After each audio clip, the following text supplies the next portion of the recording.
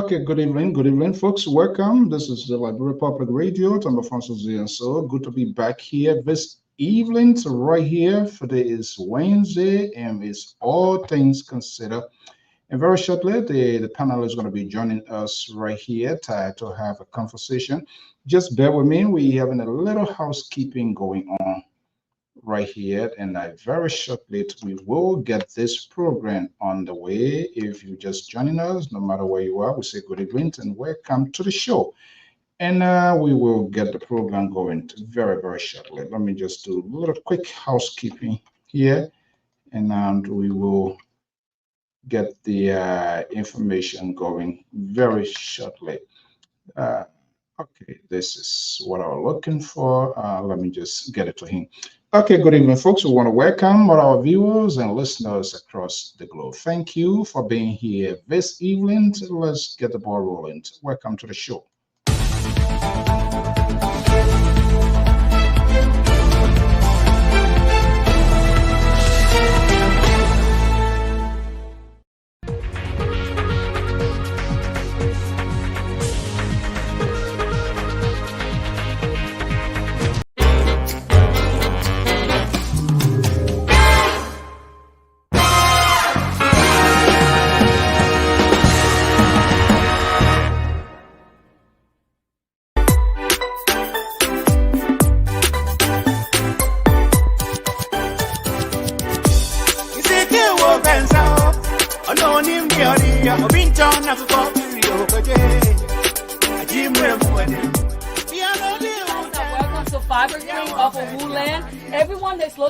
Nice African for wedding, whatever fabric you need, you can just come over here. You have all this nice stuff. If you need ashebi, you guys can come over here for baby shower, for wedding. You guys are welcome. She had really nice stuff. You can see all over there, all those men over here. You don't have to go to the theater and then Nicole will be telling you all kind of stories. You can just come here. They're already made. And for ladies, you can just look for whatever fabric you're looking for and match it for the men. And, your husband already have a shirt made. You can get stuff for your kids. You can get stuff for the whole family. We have African slippers and ashobi hair ties all over. We have different kinds of lists and everything. So you guys are welcome, okay? It's really nice. It's Fabric Queen on Wooland, $66.95 off of Wooland. 6625 Woodland Avenue, okay? So you guys are welcome. You have nice stuff here for ladies, for men, for kids, and for everybody. Ladies and gentlemen, your attention please. Fabric Queen of Philadelphia. Fabric Queen of Philadelphia is 100% African-owned business. At Fabric Queen, we are specialized in high quality wax product, Swiss lace, jewelry, and beauty products that will make you shine like the queen of fabrics. We are located at 6625 on Woodland Avenue, 10 Philadelphia. Telephone number 215-800-0228. Tell the management of Fabrics Queens in Philadelphia is easy and salt of the Liberia Public Radio gives you this message. Tell all Akwaba.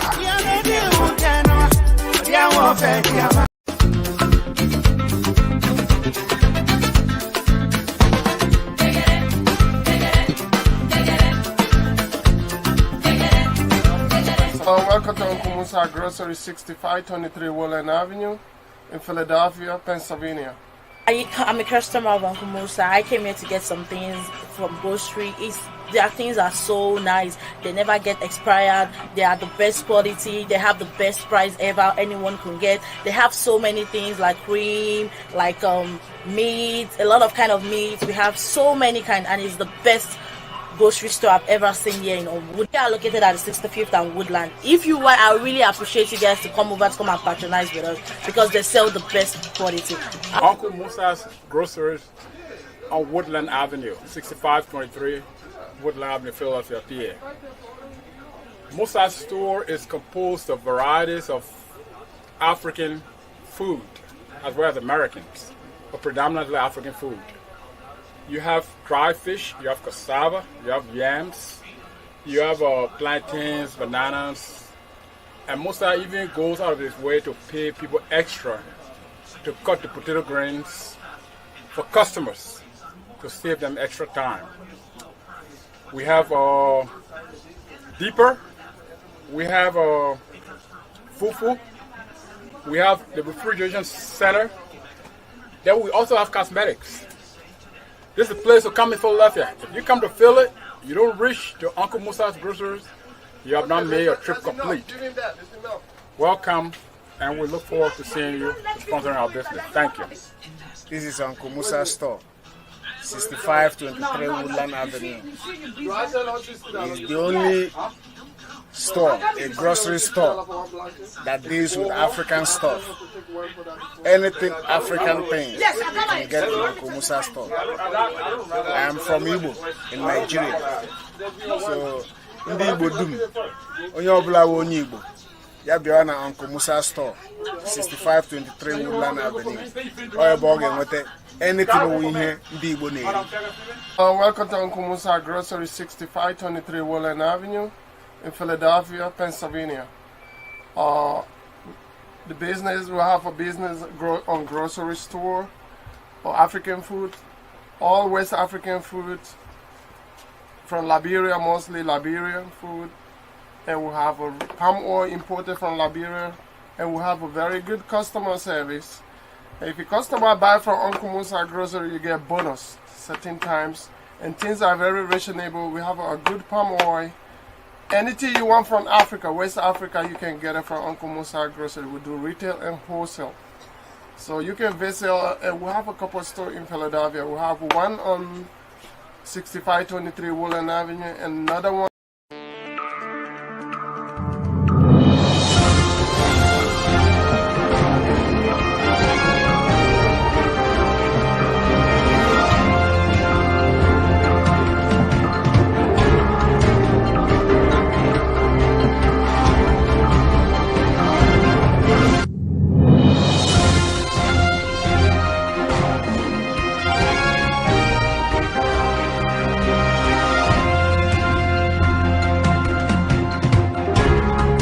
Good evening.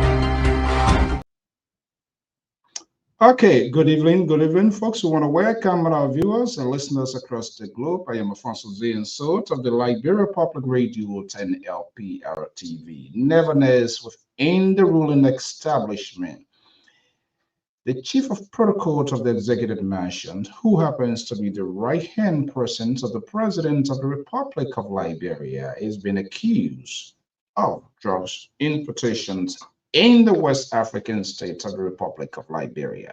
We are keeping track of the developing news, and what we are hearing, we'll be telling you exactly what is unfolding, what we know now, though the authenticities of this information yet to be verified. Our team of contributors, analysts are all standing by. They will be joining me here very shortly. And of course, you as audience participant, follower, you will also have your say into this conversation. It's good to be back here, right here at the New England Bureau Desk of the Liberia Public Radio, with 27 days to go to the presidential and legislative elections in Liberia. Who's who and where are we? Let's get the ball rolling right here, right now.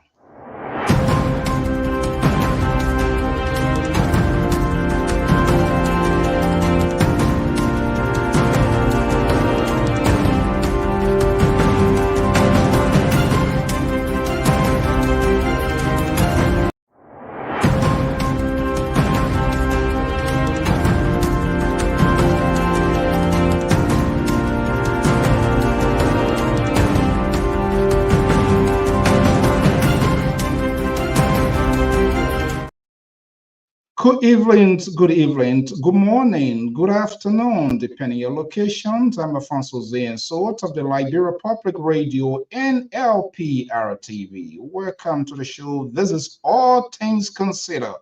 Every Wednesday right here on the Diaspora Informative News Outlet, LPR. Be the first to know, keeping the news fair, balanced, and proportional. This is the building. The official residence of the presidency of the Republic of Liberia is being heavily contested with just 27 days to go. News coming out of Liberia. one of the close-hand persons of the president. That's the chief of protocol of the Republic of Liberia Executive Mansion. That is to say, Ambassador Finna Bono is allegedly being accused of drugs importations in the West African state of the Republic of Liberia. We are now hearing nevertheless is within the ruling establishment. A lot has been heard. We are getting more development news. We're going to be having this sort of conversations. Where are we in this consequential presidential and legislative elections in Liberia? Who going to capitalize on this? Well, the president or the CDC or who was being used as a sacrificial lamb in this year. We are getting more development, talking to sources inside Liberia. We now know the gentleman that's the is director of the Roberts International Airport, Fremont, aka our own guy, Livingstone. We now know we can now confirm he is no longer in the custody of the DEA. We learned late this evening a convoy. We yet to know to establish where, which direction, but we are getting more information as to where this drug is coming from allegedly. We yet to verify those information, but we're going to be having this conversation here, what it means into this 27 days to go to the presidential and legislative elections in the West African state of the Republic of Liberia. Legendary Jones Otavia Malice is joining me here in the city of Pawtucket, right here as well in the Ocean State. I'm going to be breaking hints and let's hear what he has to say. And other folks going to be joining me here. If you are just joining us here, we say good evening, good morning, welcome to the show. Let's me bring in Malice Moon, is a senior analyst of the Liberia Public Radio and LPR-TV. Jones, good to be back here. Good to see you. And was really spinning because the Liberal was doing things on this network here, which was not incompatible with the philosophy of this network. This is LPR, will make news fair balance. But he took this network to be his own personal total-time property, which is not the case.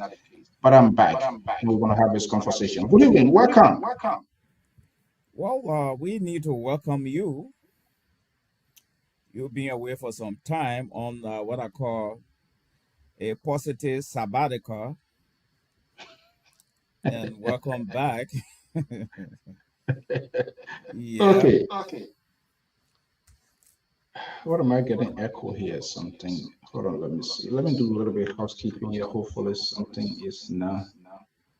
It's not. Yeah, I'm not getting anything here. All right. Hopefully I'm good. Okay, Mr. Jones, good to have you here. Let's have a conversation. Hey, are you still getting the echo, folks? Are you guys getting the echo from me? Yes.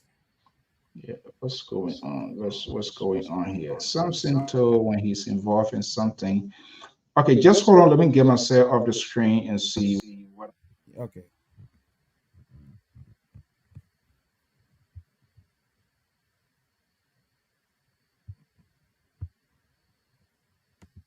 See here. Is it still there? No.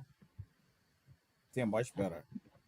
Yes, something. Yeah, here I seen somebody say the echo. So where is this echo coming from here? This should not be here. The Liberal is always in the tendency of I don't know that white ninja or black ninja. Okay, let's see. Hopefully we're gonna manage it.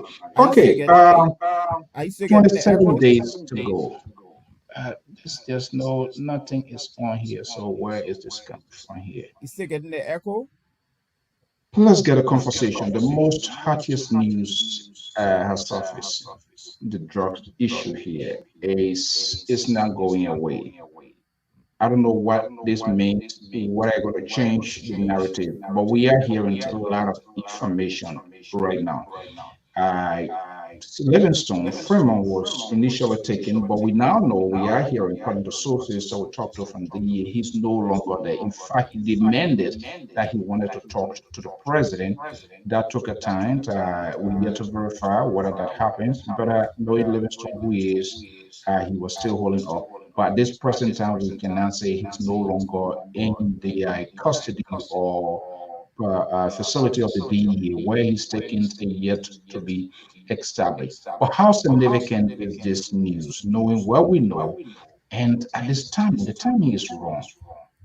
A couple of months ago, we were talking about other folks close within the proximities of the president, Nathaniel Falamagi, Bekubeb Jr., the Solicitor General. Here we are, the Chief of Protocol. Imagine the day of Samuel Dold, Adolphus Dorrit involved in this with 27 days to election.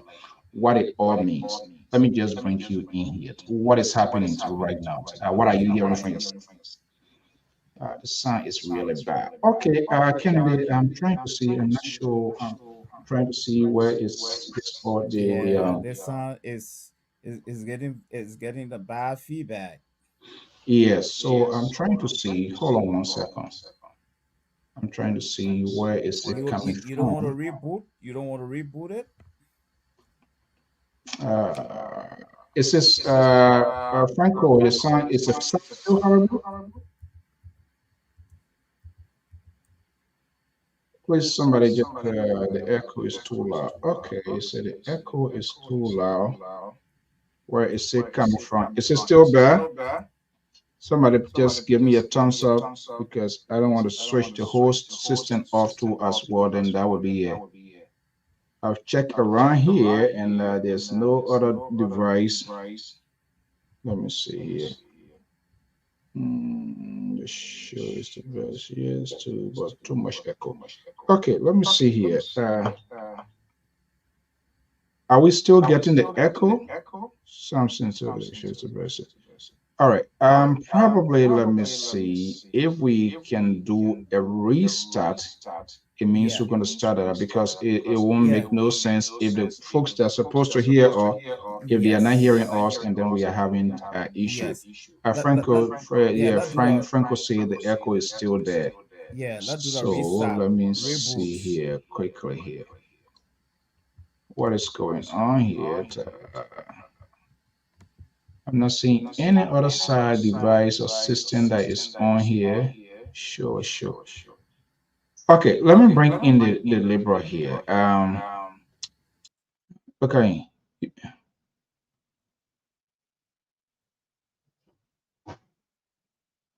What is that? So I think we would not do our audience favor if we having this echo here. So I want to see it to see what I can have it restarted. Is that something? Does that make sense? Are you guys still getting Terry and Victor? Are you guys still getting the echo, or is it good now? Because we won't- okay, all right. I'm hearing Franco say, "Okay, Frank, thank you. It's stopped now." Yeah, I am about to throw you out of this program right now. I am about because you all look. What is this? Okay, let's get started. Okay, guys, thank you so much, Terry. Terry, I'll send the link as well to you. Franco, thank you so much. Very, very helpful, and all of you that kind of give our heads up because sometimes we don't have producers. One person doing 55 things at the same time simultaneously. So sometimes they become crazy and we do stuff here. Okay, the Liberal Progressive. Good evening. Welcome. Good evening, Mr. So. Welcome. I am here just to let you know. Do we still have echo? No, the Libra is on. No more echo. This guy, he likes attention. But on a serious note, I want to say thank you so much. And to the rest of the crew, I was inside Liberia that I was always monitoring. You say the Terry, the Amos Sawyer training from right here, Pawtucket, who is now being initiated. I'm not sure whether he's within the Liberal wing or wherever he is. You brought in another Minnesota politician. He's guy, which is okay. But I just want to say thanks to all of you guys and even our followers, our supporters for still keeping hanging there. I was getting a lot of complaints of you. I took this network to be like a personal thing of Town, and more or less you bikerize it. I would say, let me create a word here this evening. You can check it up in any entire dictionary or whatever. But notwithstanding, I would say thank you so much for the commitment and for keeping this wheel, this industry turning. Thank you so much, Deborah.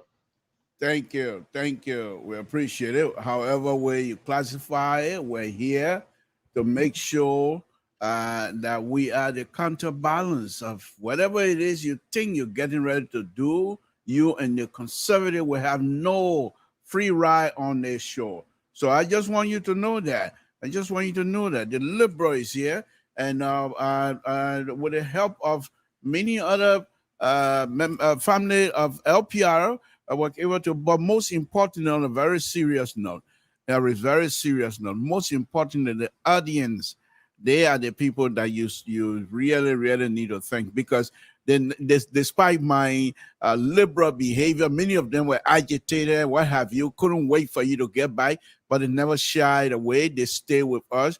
I think that's a real understanding. Maturity has grown with this LPR family. And so with that understanding, they were with us. They were with us day in, day out. Why would you stop this sort of behavior? Why are people Mr. So, I'm a liberal. I'm not here for kumbaya, but the audience, they were, they most of them, like I said, they were agitated as me for many, many days. We can't wait for Mr. So. Do they have reason to do that? No, they don't. No, they don't. The liberal has he must be allowed to express himself freely. He cannot be hijacked or try to somehow take into the Hold on 1 second.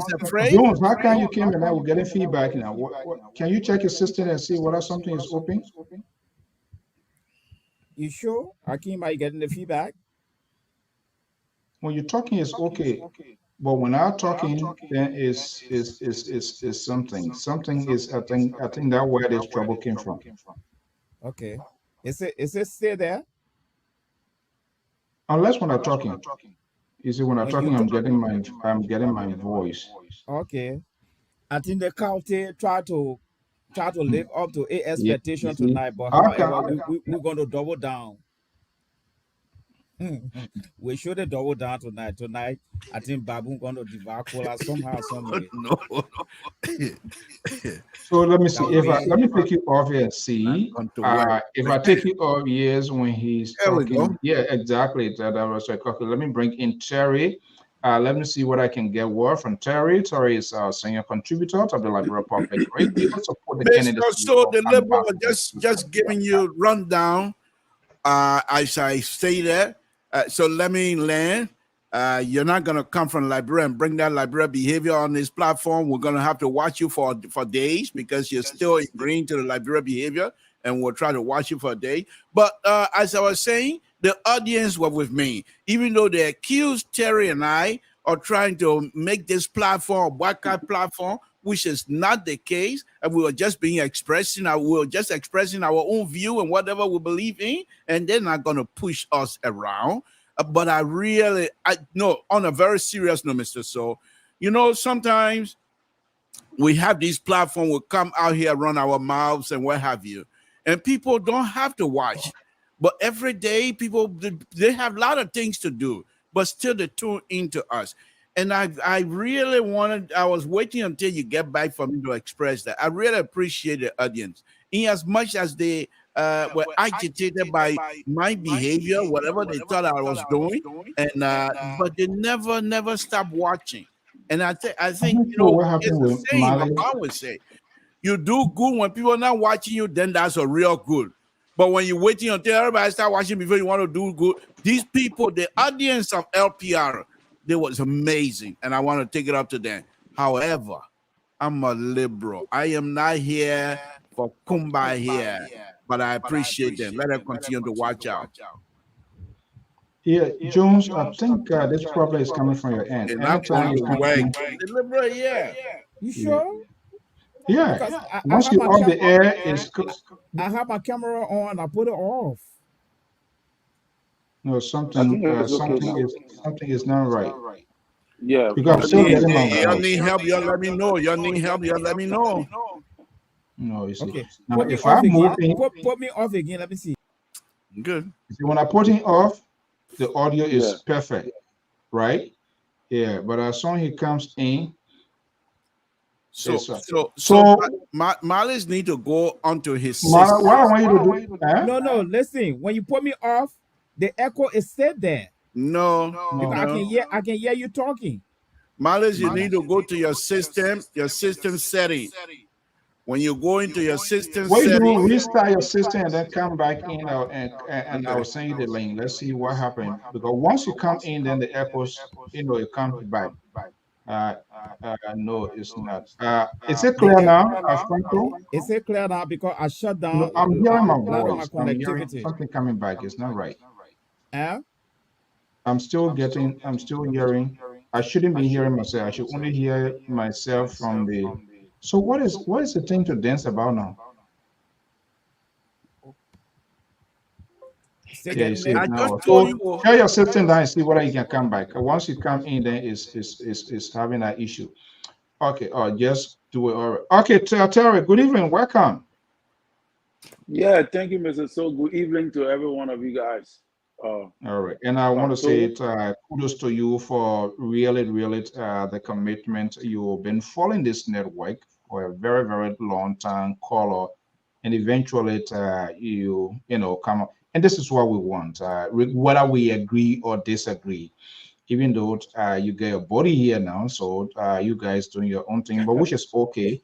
It's not clear yet. My It's body not clear can yet. always pivot. My body can always pivot. So The man say he's not trusted. Anything can. So you gave. no, I like Mr. No. So because he's honest with his opinion. He's balanced. He tried to be balanced. Listen to Willie. You see, these are some of the things I'm talking. Listen to Bill. No. Don't Mr. count. So you give Hello. to Mr. Bill to promote the unity party. What is this, Bill? Excuse me. We're in a new day, please. You need to start forcing let the people speak their mind. Let him speak his mind. You say you're liberal, but your behavior doesn't sound like a liberal behavior. When everybody it goes in your skin. Okay, guys, let's get the program going. There's something serious happening. Look, gentlemen, 27 days for consequential process. This is the bill they are heavily been contested. Bill 1961, 64. It was opened by the Vietnamese or whatever it is. But here we are again. And I'm saying again because we went down this far before, where 3 confidants of the president or high-profile officials. Here we come again, chief of protocol to the president, executive mansion, is allegedly involved in it. And we can now confirm based on people that we talk to, Livingstone is no longer in the custody of the DEA as a reporter. It is true, he was taken there temporarily. And we have been told he demanded, Livingstone, most name, popular name, people know him of. He demanded that he wanted to talk to the president. He's out of that. But what this all means, since all of these documents been saturated on the social media that involve the chief of protocol to the president of the Republic of Liberia within this injury and strapitans of this consequential election. And interestingly, we are now hearing, however, this information yet to be authenticated. These drugs we are talking about, they came from France. We have been told by a close source here in the U.S. as well. They were meant to be directed in the southeast side, but because of an airport area, they were meant to have sent on that side and been brought into Monrovia by Water Road. That did not happen because of the airport condition. Here we are. What is going on within the world of the ruling establishment? What do you think is the president or even the top surrogate are non-processing considering what happened? Or will it be the same old thing that we have been saying before in the past? Or any game changing going to take place? Yeah. Mr. So, if I may get in here. Look, this is my own feelings on this whole thing. You've seen lately the president is campaigning with McGee. Phenomenal is going nowhere. The president and the many Liberians will not even view this whole drug issue as being nothing to them. Only those of us in the diaspora are the one that worrying about this thing as much as the people over there. They're not. The campaign season, the campaign period will go on, and Vincent Bono will continue to hang with the president. And because there is no punishment, there is no, accountability. And they've seen that with the U.S. put sanction on people. And this person most likely will be next senator in the upcoming Senate. And also, the president has been campaigning along with this same. Because GOL, I hate to interrupt, but because GOL did not request from the U.S. government why the sanction was put into place in the first place. Yes, that's true. But the point, the larger point that I'm making here, Mr. So, is this. If the Liberian people themselves, if they were to put their foot down from day one, that this man was sanctioned because the American believe he was hurting our country and therefore he must be called to order, that would have happened. But many Liberians, including the legislature, nobody was saying anything. They allow, instead of pushing the issue on the neck, to say this man cannot be certified, this man cannot run, because this is the person that was accused. And if you guys want him to run, let him first of all vindicate himself. He has not done that. And the lawmakers, the Liberians, many Liberians have said nothing. Only those of us in the diaspora here that have this platform and thing are worrying about it. People in Liberia, they're not worrying about it. But I pray and pray heavily that Mr. Livingstone will be okay, because I think in Liberia sometimes things can go bad way. So I pray that he will be okay. And if he's okay, if he's out of jail, I will pray that he finds his way out of there now, because this is not going to turn out to be good. I'm not talking about his life. I'm not saying he's out. What? What you say, Jones? He said he can't hear. Are you not hearing us? Okay. No, he can't hear you. So what I'm going to do, you want me to get off the air and go on to work with him on TeamViewer and get his system going?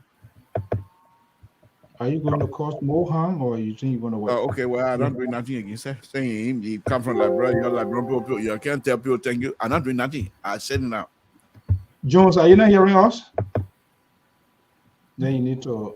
Okay, Terry, let me just bring you in. You listen to the Liberia. Let me just get a reaction. How significant regarding this? He's saying nothing going to happen. Okay, if nothing is happening to Vincent Bono right now, the chief of protocol, what will be the electorate's reactions or sort of kickback as well, if nothing? Because this is the drug issue is a serious crisis in not just only Liberia, all over the world.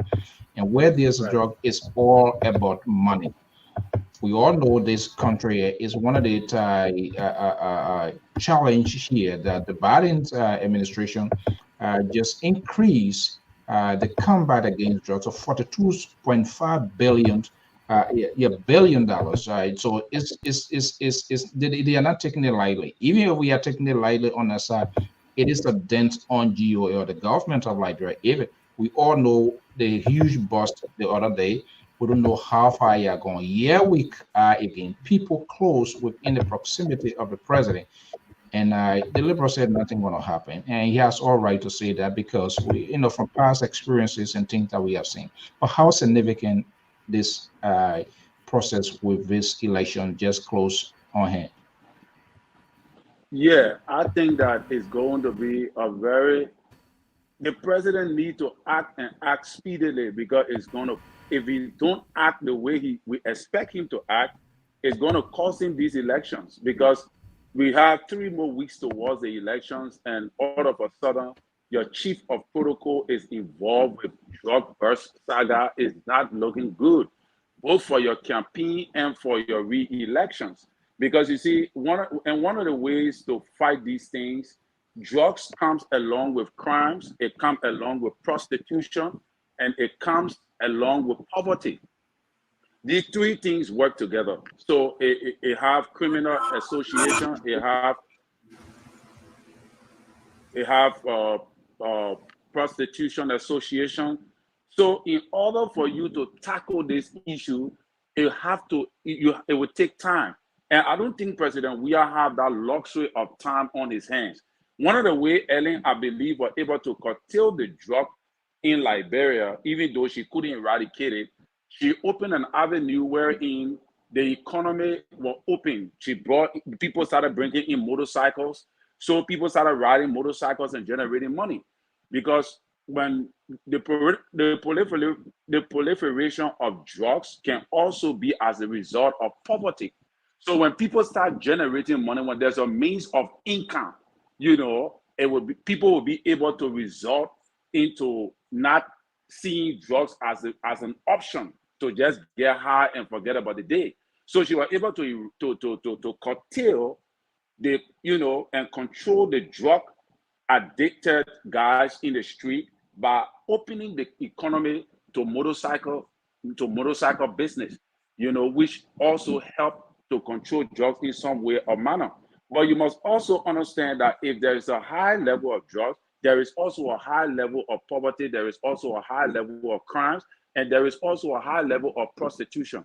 So I don't think President Weah have a lot of luxury of time to deal with the issue, but the first thing we expect him to do right now is to suspend or fire Finabono. I will go with suspend, pending investigation, because what we're seeing out there, I think you saw it too, all on the media, and tomorrow is going to blow up worse, is that what we're seeing, it don't look good for the president. Okay, it doesn't look good for the president. Liberia, you did hear Terry saying suspend his FIA, and then let us also say suspend. So if you were president of the Republic of Liberia in this sort of convoluted situation at this crucial time where you should keep focus on your campaign to be re-elected without any sort of distractions taking place. Interestingly, if this information is true that we are hearing now, that's just coming from France. Now, the possibility of the French government also investigating who is the sender, from where it's coming from, and where it's going. And we are being told it was directed to go to the southeast side in order perhaps to be transported to Monrovia, but the airport system and everything there, it mess up. So who knows whether there has been the routine, we've yet to know. But what do you agree with him? First of all, what should the president be doing right now? Yeah, I mean, if this president were a president of someone that Mali, your system is not working tonight. By the time you come in, restart. I think the liberal are pressing your water. Yeah, the liberal pressing your water so badly. Yeah, go ahead. Yeah, as I was saying, if this president, on a very serious note, Terry is quite correct. Only if this president was someone that will put the country and the people first. But ever since President Weah came to power, except for a few times, and that's something that I'm troubled about, and I'm somehow that don't have words to describe it sometimes, because this is the same president before becoming president of the Republic of Liberia. I believe he very deeply cared for the country and cared for the people. But when he became president, he decided to relax, and these people allowed these people to put in the bubbles.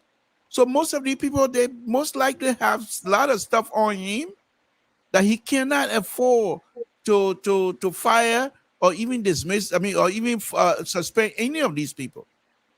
The only reason why I've said that McGill will he put his political career on the line because I mean we're seeing the document. We're here to verify. But Mr. So I don't mean to interrupt. The documents are there. On Spoon TV today, those documents was being displayed. You want to tell me up to this time that Finabono have not been told you're fired or you're suspended? You know how the government, because lately we're being told it was the American with United Nations. Liberia does not have the capacity. When the first it was reported here, they went and did a testing, and that's how they agree when the Minister of Justice sent that statement. That makes it much more serious than what I thought to even to have disclosed that, and that's how. What happened was late this evening, yesterday, the men to have gone to the custom warehouse, but before they got there, other people perhaps who the system, the system is a big system. There are some people who would never be happy, who are against certain things, who are not getting a law for a variety of reasons. Before they could get there, those people were finished getting hold of those documents, and how they just came into circulation to get out that visit. But I make your point, and I will just play this short interview with Livingstone, which is a really hair scratching issue. But go ahead first. No, the point that I was making, the president is not going to fire anybody. Finambono is still hanging around, and the president have trusted Finambono so much that he cannot and will not fire her. Now, let me make this last connection here. This is where, when they push away the vice president, who is a female of Liberia, this is what coming back now. The rooster is coming. I mean, the chicken is coming back to roost now. In other words, when they push this vice president away from the beginning, they were unable to. I mean, she was unable to connect with a female counterpart or female. Where is this one coming from? Let me finish, Mr. So, if she was involved from the beginning, and being the vice president and female vice president, she would have been able to have some sort of a relationship and connection with many of the female partisan or female cabinet members in the association. I mean, in the administration. I bet there's no relationship. You have not seen her and the gender minister walking hand in hand. You have not seen her and the port authority person walking hand. You have not seen her with the fishery authority person walking. So you have not seen her with the minister of public work. And these are some of the reasons, I believe, because the fact that now that she's close to them, if they have done that from the beginning, she would have been part of that group. And perhaps these type of stuff would. What is the correlation with this whole drug issue? The whole drug. The point that I'm trying to make is because I believe that lady, the first lady, if she has had some sort of a connection with these people, relationship with these people, this has not gone this far. She would have interjected. She would have been able to get some information and explain to them this is not going to work because these things don't turn out right. But because she was pushed away and she had no clue. And yet, Finambono will her name all over this thing, and the president is still campaigning with her, and there's nothing you can do.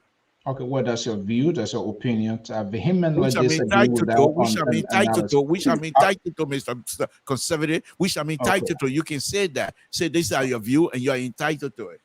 Okay, yes, because I don't see no connection there, and this is how you kind of pollute conversation on this network. It's ridiculous. Terry, hold on, let me go to Atlanta, Georgia here. Man, Aaron here. Aaron, good evening. Good evening, Mr. Soul. How you doing today? Good. How are you? Okay. Jesus Christ. I'm doing great. Okay. The reason why I call, with all due respect, I got a lot of respect for Mr. Sampson Toll. Okay, for him to sit on the platform and say this document was revealed on Spoon Network today. Who is Spoon to get such a sophisticated document? I want for Mr. Toll to go to the Liberian Aviation Authority's website and let him look at the web bill that is there and compare it to that nonsense that Center was showing of his network today. Okay? Stephenson will call this show. If Stephenson is listening to me, I appeal to him to call the show and publish the actual document to you guys. The actual document will be on the closing argument tomorrow. So before we come on this, and at the same time, Mr. Toll did to this platform when you were gone, he made the platform to people see himself. All they did was promote Joseph Walker every night. That's what they did. But it's not my problem. That's his platform. I don't care what he does to his platform. But my thing is, to be a journalist, you got to know how to investigate before you come up with stuff. You're talking about Finabono name all on this stuff, and the president is parading with Finabono, or the president is parading with Nathaniel Magay. But you forgot to know that Joseph Boakai is parading with, how they call him, or Prince Johnson all over the place. Okay? But you leave that alone. You want to talk about what the president is doing. Finabono never, it's all lies. The document that Clinton got is fake.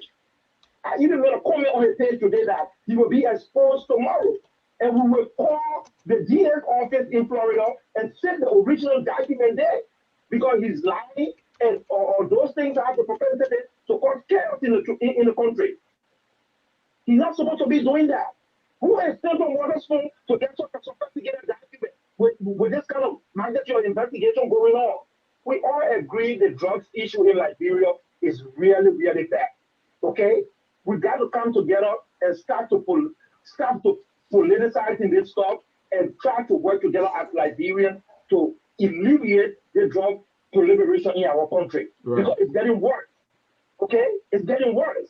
So to come out and just conclude that because Senator Waterspoon displayed a document, I don't even want to go to Senator Waterspoon on charity, but as an investigator or as a journalist, you got to be able to look up credible sources before you even come on your platform and try to speak on what they say on their platform. That's what I'm saying. So you guys need to be careful on the show. You promise to let him be very careful on the show because Finabono is innocent until proven guilty. Or the thing that Senator Waterspoon doing is all lies. Who's going to import drugs and go on a campaign trail? Does that make any sense to us in the United States? We need to stop that, please. That's all I want to say. Yeah, thank you so much, Aaron. And that's a very good observation. I don't usually like to quote because the system, the politics in Liberia is polarized. All of these people that have their own network, there are so many ways of propaganda. If you know the different types of propaganda, they get these things that appears to be good or appears to be authentic. They are not. But I'm waiting for the official comment of the government of Liberia. And based on the excerpts of the interview that I heard, which injected the chief of protocol name, so I'm waiting to maybe the Ministry of Information from now to tomorrow. We don't know yet. However, Livingstone was called in, and we were being told that he was let go. But where he went to, where he is right now, that we cannot verify. We cannot say. But let me just bring you in here, Terry. You listen to Aaron. Yeah. Aaron is saying that the government have a position, the government have a stance, but also is it true that Finabono name have been mentioned in the drug bust? We got to look at that too. That's one aspect. Right. Secondly, is it true that the custom office was raided? Well, I mean, not raided, but was broke into. I saw a video. I saw something on Facebook. I saw it on front page newspaper.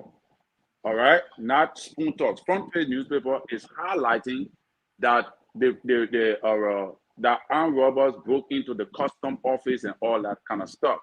So there are so many confused things going on right now on this thing. Once, as a president, once your chief of protocol name is mentioned in drug bursts like these, the first thing you will want to do is to suspend the person, especially as we are going towards elections. You want to suspend the person and say, okay, you know what? Then I won't agree with you, Terry. Why elections? Why suppose there were no elections? Should we allow people that are close within the proximity of the president to be involved? I do agree there must be some sort of administrative hold pending full investigation by the Joint Security, the Ministry of Justice, police, and all other law enforcement agencies that are connected. Why would you want to tie elections-related issue to it? So what happened? There's no election. Now we should have people to just bring in anything that they want to bring in. Is that what you're saying? I totally agree with you too, Mr. So. But what I'm saying is this is a crucial time for his election. So if he was never serious, like all the times, Mr. Toh said, he has not been able to handle some major problems in the country. This time he should be more serious because he want to be reelected. So if you want to be reelected and your chief of protocol name came up in a job burst, the first thing you will want to do is to suspend the person, even if it was not true, even if it's just a scandal. Once her name came up, it post threat to your election, it post threat to your position as a statesman and all that. So the first thing you want to do is to suspend her as she go through the investigation to show transparency to the country at large. All right. Because it's alleged. People saying her name was involved. Now we're seeing this guy, the living water spoon guy, who was previously investigated, like you said, you're going to play the video, to see his contradictions.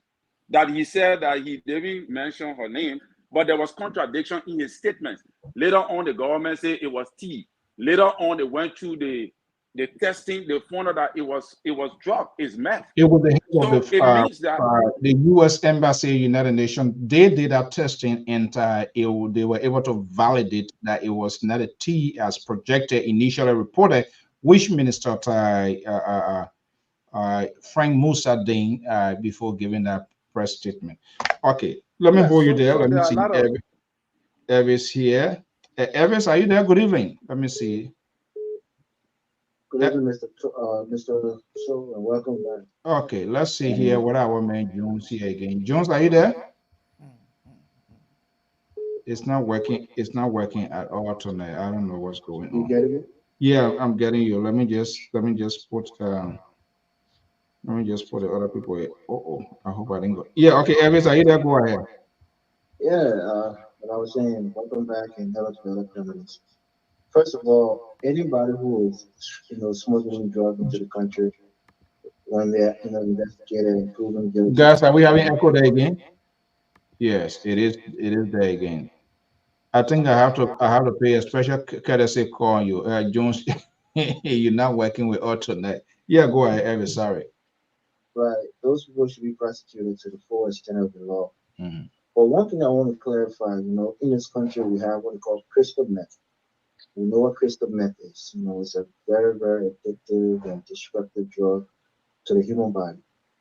Most people think that's what was formed in Liberia. It's not true. It was methadone.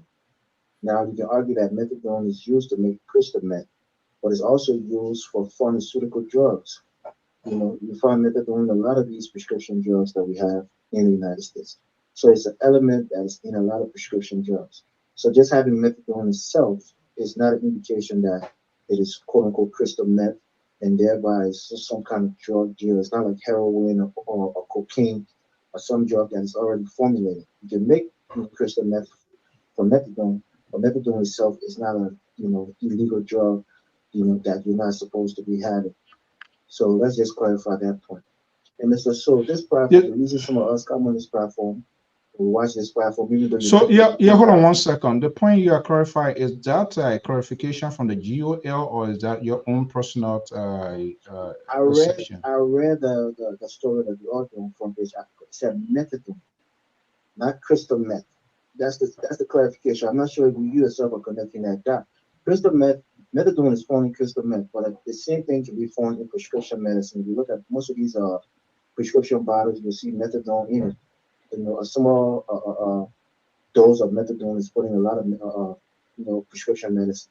So methadone itself is not quote unquote a drug that you can inhale and get high from. It's a substance that's added to other substances. I'm not a chemist, but it's a ingredient that is added to pharmaceutical drugs, but it can also be used illicitly for street drugs like crystal meth. That's the point I'm making. So it wasn't crystal meth that was found in Liberia. You were constantly selling on a corner of the United States. That's the clarification I want to make. But then lastly, I just want to admonish the platform. Don't echo somebody that's thinking with his phone, who's going on his platform and thinking to exaggerate information. You can have all the numbers, but we know he has to discredit that platform. He himself cannot be, trusted when he's giving out information. Even if there's 1 ounce of truth, he will amplify and try to make it seem like it's more there than actually is. So please, Mr. Joe, we respect this platform. Yes, we're not the quote unquote biggest platform, but we come here because we know we're going to get reliable information But please don't echo Stanton because we know his agenda. We also see it from a mile away. So we don't want this platform to be an echo chamber of Stanton. But thank you. I didn't want to make that clarification. Maybe other people can tell me. Exactly. We'll always try to be ourselves. I mean, even if it comes from LPR, it has to be verified. It doesn't mean like can't distribution, and that's a very good observation. Let me go to Connecticut there, 203, I believe it's Keto. Keto, are you there? Yeah, thank you, Dr. So, thank you and welcome back. Let me see So, here. Let's see. the last caller, Evans, just explained exactly what I was about to say because sometimes we want to get me echo. Then we have to tackle it on this No, much better. I'm going to defend much better. Yeah, the car take on the bed. If there are drugs that is smoking the country to help further damage our young people, I would never, because it is dangerous to our society and we should condemn it. And at the same time, we should not listen to his full TV. Let me tell you something. They got a place in Liberia, if you guys don't know, they call World Trade Center. I can take anything from here. I can take your full name, Alfonso Zion Soul, and go to World Trade Center and prepare a document from World Trade Center that looks so legitimate. Hello, Wall Street should get down Clay and Gailey Street somewhere there. Exactly. They can put it up there and boom, everybody will say, wow, that's it. But it's fake. Now, there is an investigation going on.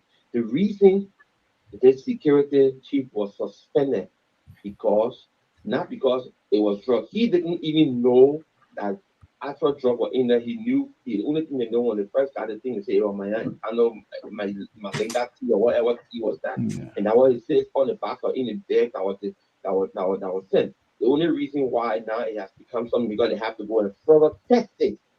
They have to go further test it. The reason why they suspended him is because the drug should not have left from that part of the boat. It got another entry or exit, whatever, and there's some communication that went between he and the military man, whatever way, that implicated him in the whole thing, and they have to suspend him until the investigation is concluded.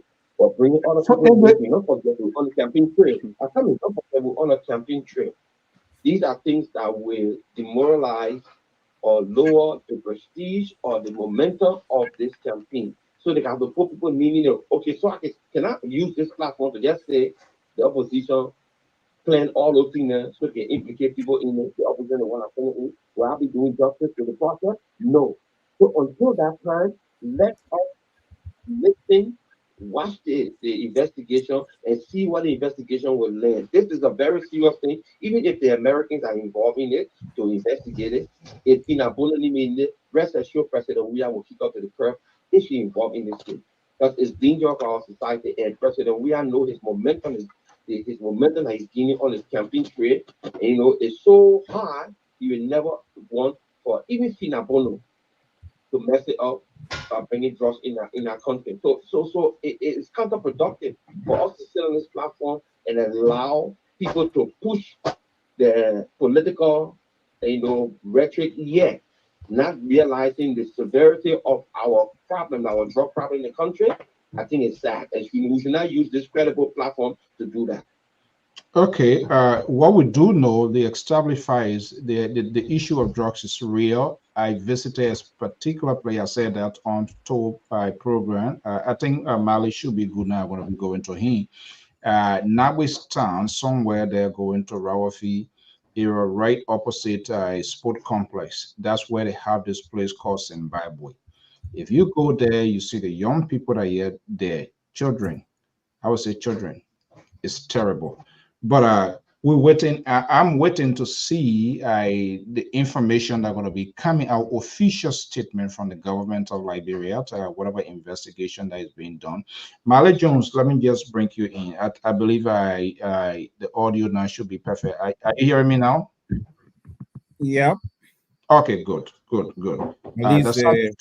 There's something to or trying to mess with your audio. No, that was science versus tradition. But we overcame the whole exercise, so that's fine. Okay, so here we are.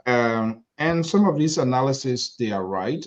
We know in elections it's always tense. There are different types of propaganda. People can use anything that appears to be good, but it's not. It's almost like making copy.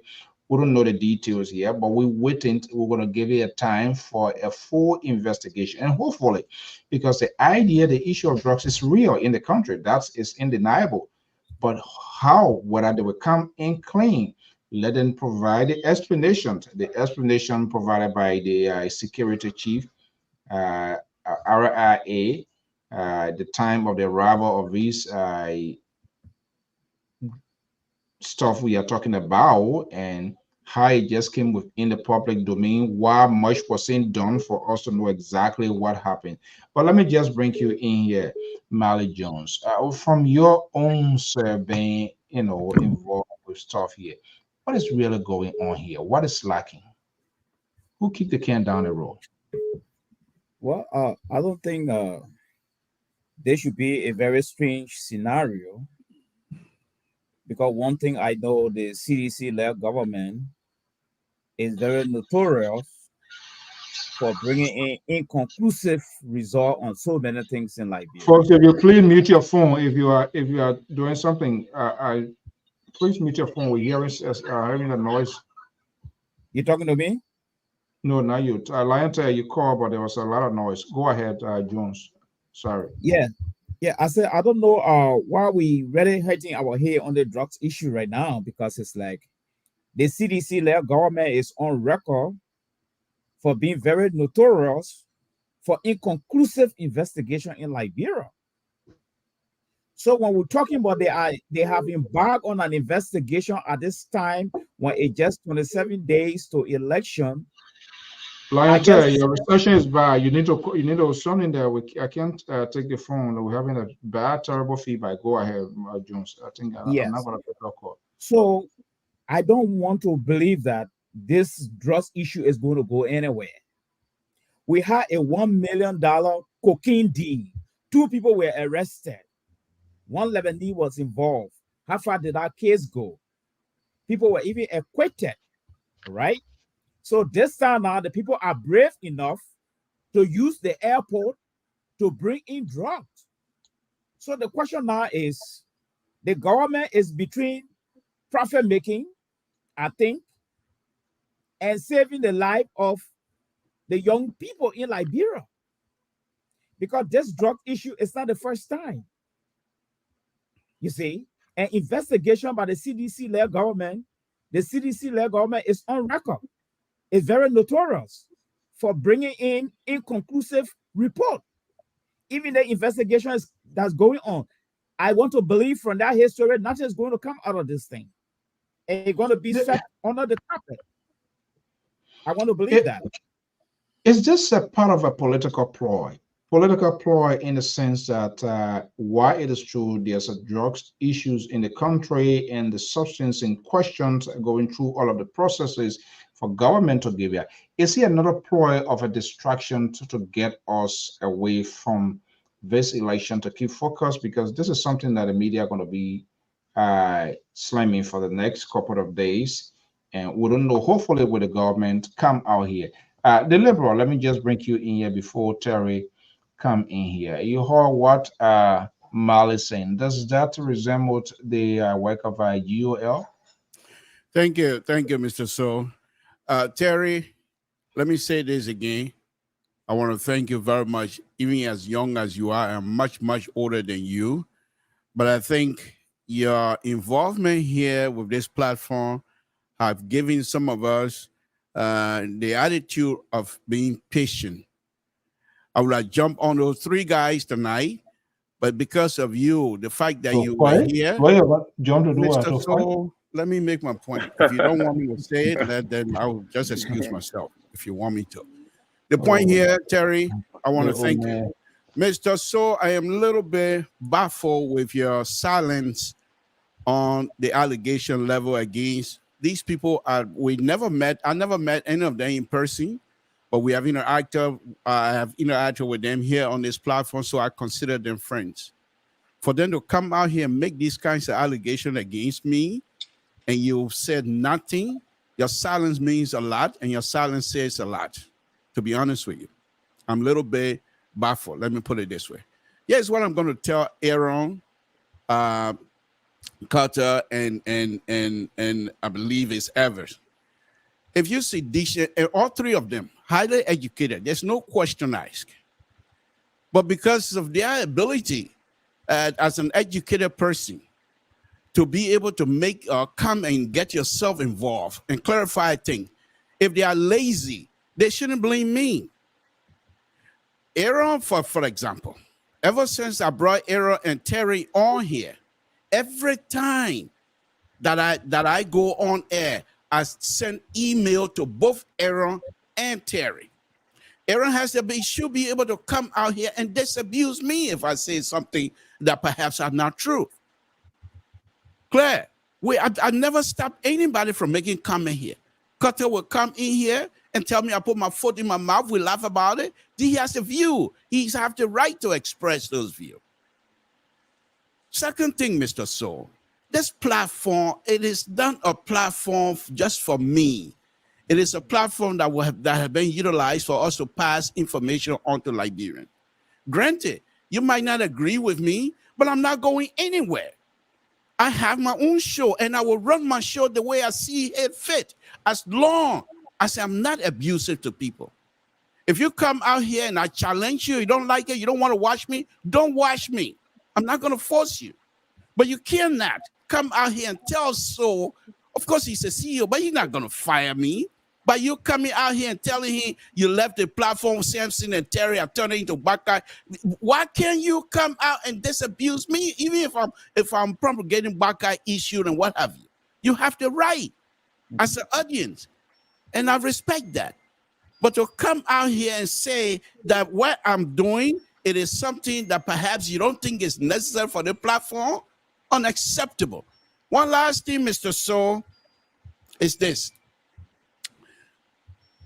The Seeing Spoon TV, that for which I'm being castigated here by the lazy sedition here tonight, who are unable to come out and challenge me from when I make statement. They are now, this is a Seeing Spoon TV. Many of their ministers, the minister under this administration, used to run to Spoon TVs almost every other night to go and have confusion among themselves with Spoon. And now, let me speak the Liberian, and now y'all know Spoon, they're not trustworthy people. They're not the see, I don't call it, front page Africa that used to carry your thing. When somebody says something, when it's not in your favor, then you're sedition. That's why I say you're to put your foot in your mouth. And come tomorrow, I will make you to put 2 feet in your mouth tomorrow. Because tomorrow, this is campaign time. I told you guys, I'm not going to be here because I want friends. I will say the truth. This is about the country. If you don't believe what I'm saying, that's fine. Come on and challenge me. But don't come here and cry like a baby. Nobody's going to listen to you. Samson told the liberal is going nowhere. I'm coming on live tomorrow. And tomorrow's show, I will do just like what I did here a day or so ago. Video will speak for me. Just sit down there and let the government make fool out of everybody, and you expect us to just sit down and let you run with it. You come out here with all your education, and you're unable to defend this government. Because why you think people are talking about the drugs issue with this government? Because the government have lied so much. They have no trust whatsoever. Nobody trusts them.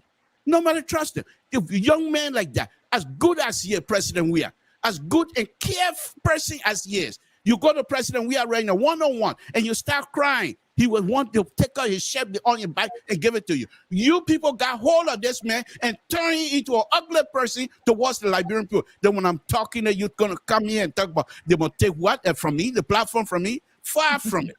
Why you say Jesus Christ?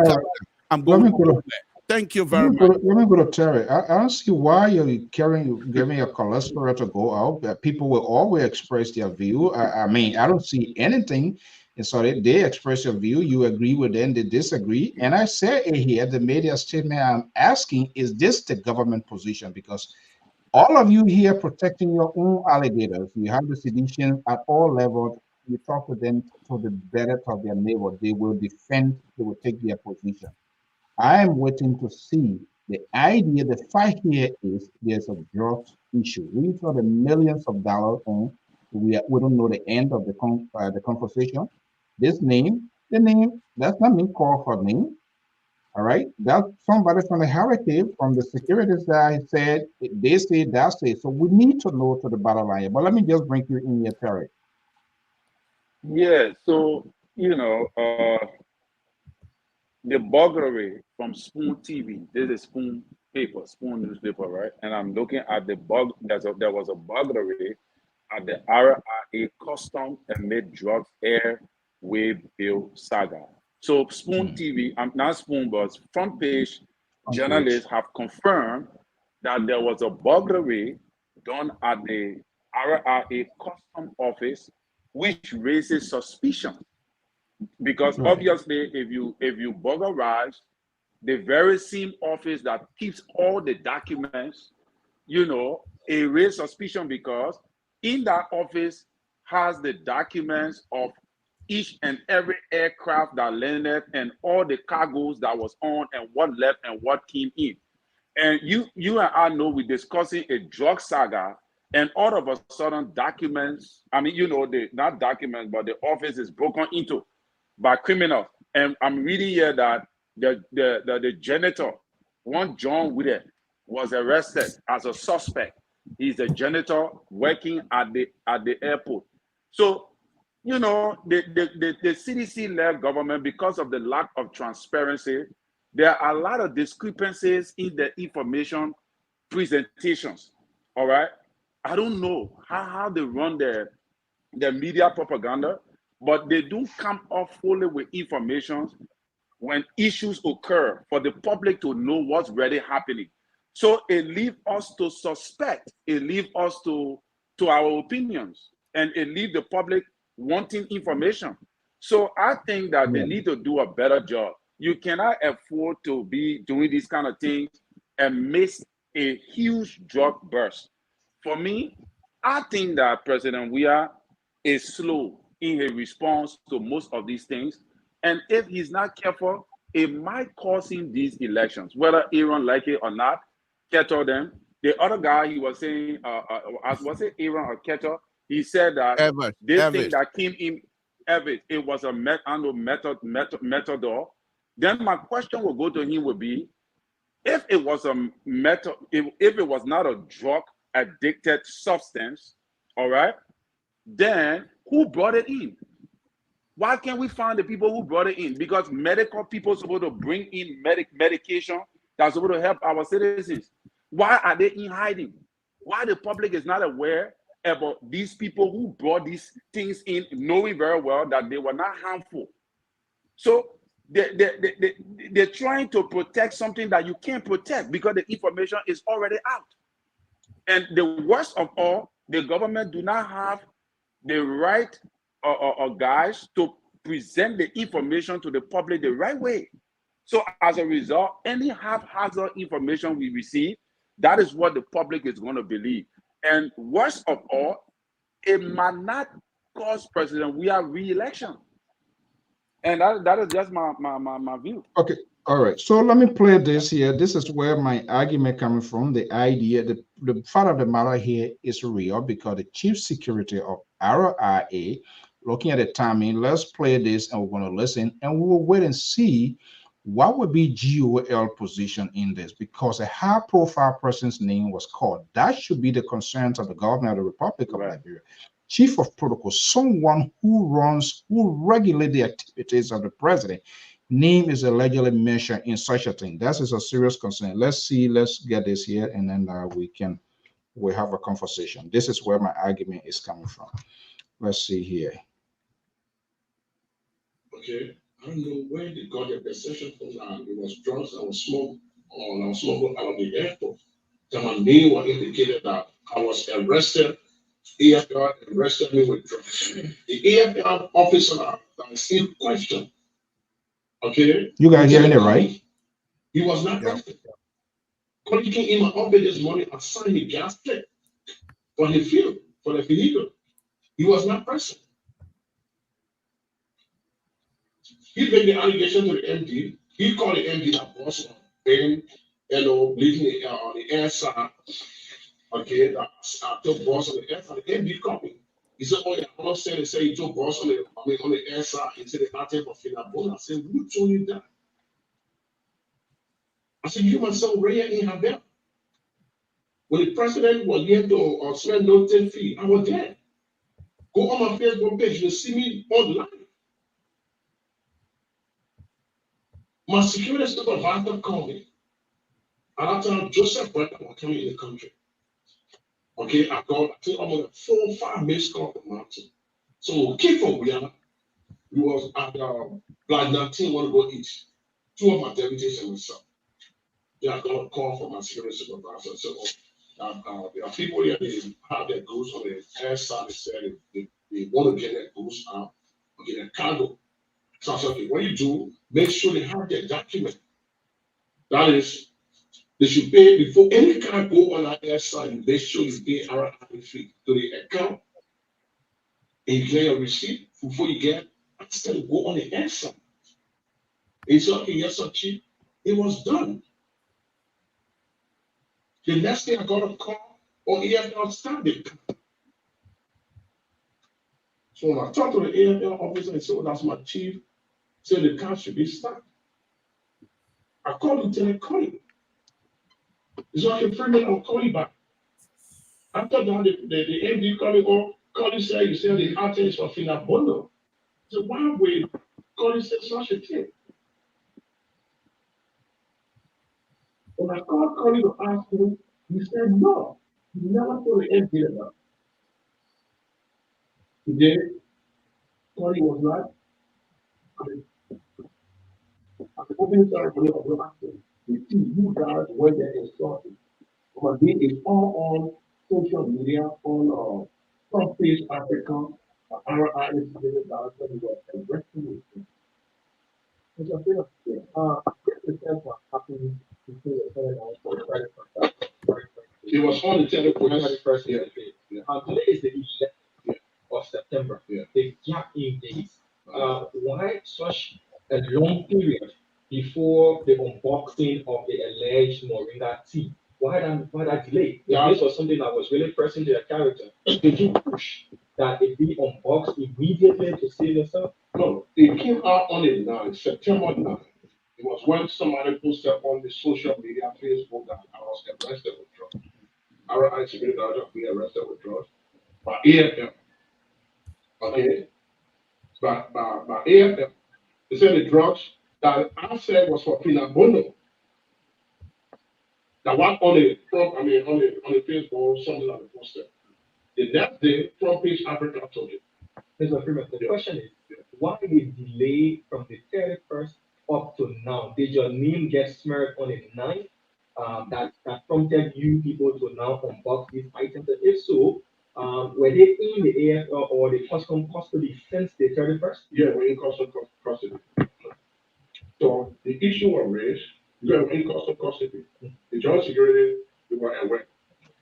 So custom had it in the work, I think that's okay, so everything.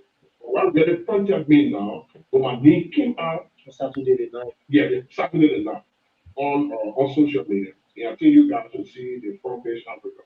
And look at my photo, the security director, and all the rest of the drugs are. So just a follow up, I beg you, listen to. My follow up here is since the 31st, and there was already a mix up on the content of the boxes. Yeah. Was there an investigation that was started immediately based on that confusion as to what was the content and how did the vehicle get authorization to the tarmac and all of that? Was that already ongoing, or when your name was mentioned before this investigation kickstarted? That's what we really want to know. Yes, what happened when the goods were, when the actor was arrested, it was all on the order of the MD. He read it on the MD, Martin Hayes. He made it clear over there. He took it to custom.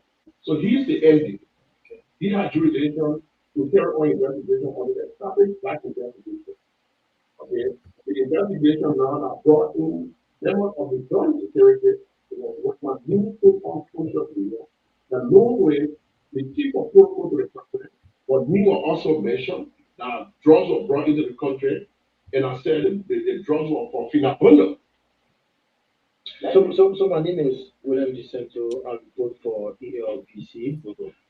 The AFL president in question has alleged that the minibus was using an unauthorized exit to actually. No, there's nothing unauthorized exit though. We have Gov 9, we have Gov 3. People that go on the air side and use Gov 3, okay, to get their cargo. And use Gov 3 to exit. So there was nothing that unauthorized. The arrested officer, the one that gave the order, Lieutenant Cody, he didn't show up. The one that gave Martin the information, he never showed up to the place order. You were in my office this morning. So why do you think all of these are coming, or you are being implicated? What is going on? I don't know. Is there an internal wrangling within the leadership of the airport authority? I mean, there are things that work. Yeah, things that work. There are a lot of things that work. And I can tell you that. There are a lot of things that work. Why some of the things go wrong? It's administrative issue. There are a lot of things that work. How's the relationship with you and the MD? The relationship with the MD and myself is a racket. When you say racket, what do you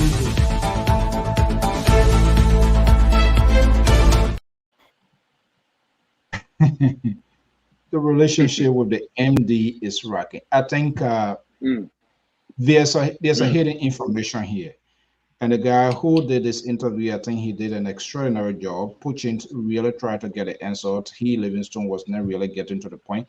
Bottom line, because this is an overstayed case. It being there, he only got concerned when his name surfaced on the social media, and that's how he went live and all of that. What prompted this here? And I know because it's a high-profile case, allegedly, knowing what we know now, which of course he shouldn't have even said anything until the Drugs Enforcement Agency, the Ministry of Justice, or Attorney General, they should have been, and that's where he screwed up everything, making that. Now he says somebody called Finna's name. The president said they didn't call it Nina. So who is really telling us the truth? This is where the battle line. How can the damage is already been done. I'm looking to see what sort of tone going to be used to reconstruct this case here, to reassure the audience or the public that, hey, this is not a case. Because first of all, it was not Dent, it was not GOL that did the testing. They had to call in the international community, the US, the embassy was involved, UN, drugs services, they were involved. They did the testing later on to validate, to say, hey, the one GOL reported first, that's not a. On the basis of that, the Ministry of Justice were able to issue that press statement. Who can reconstruct this case? Yeah, Mr. So, if I may, I think this is once again where the credibility of this administration is really coming home to roost, because they are unable for years and years. They have not been able to tell us the truth. They will come out and say, okay, we're going to launch this investigation. Nothing come out of it. They will tell us, oh, nothing. I mean, sometimes the president don't even explain something of a national interest or of a national issue. He doesn't come out to talk to the Liberian people. If he had done those kinds of conversation with the Liberian people, his credibility in terms of talking to people will be boosted up. But because he has not done so, this is a very critical time. So right now, even if the president were to come out and say, okay, what's going on here? This is what's happening, and try to tell people what is happening. Nobody gonna believe him.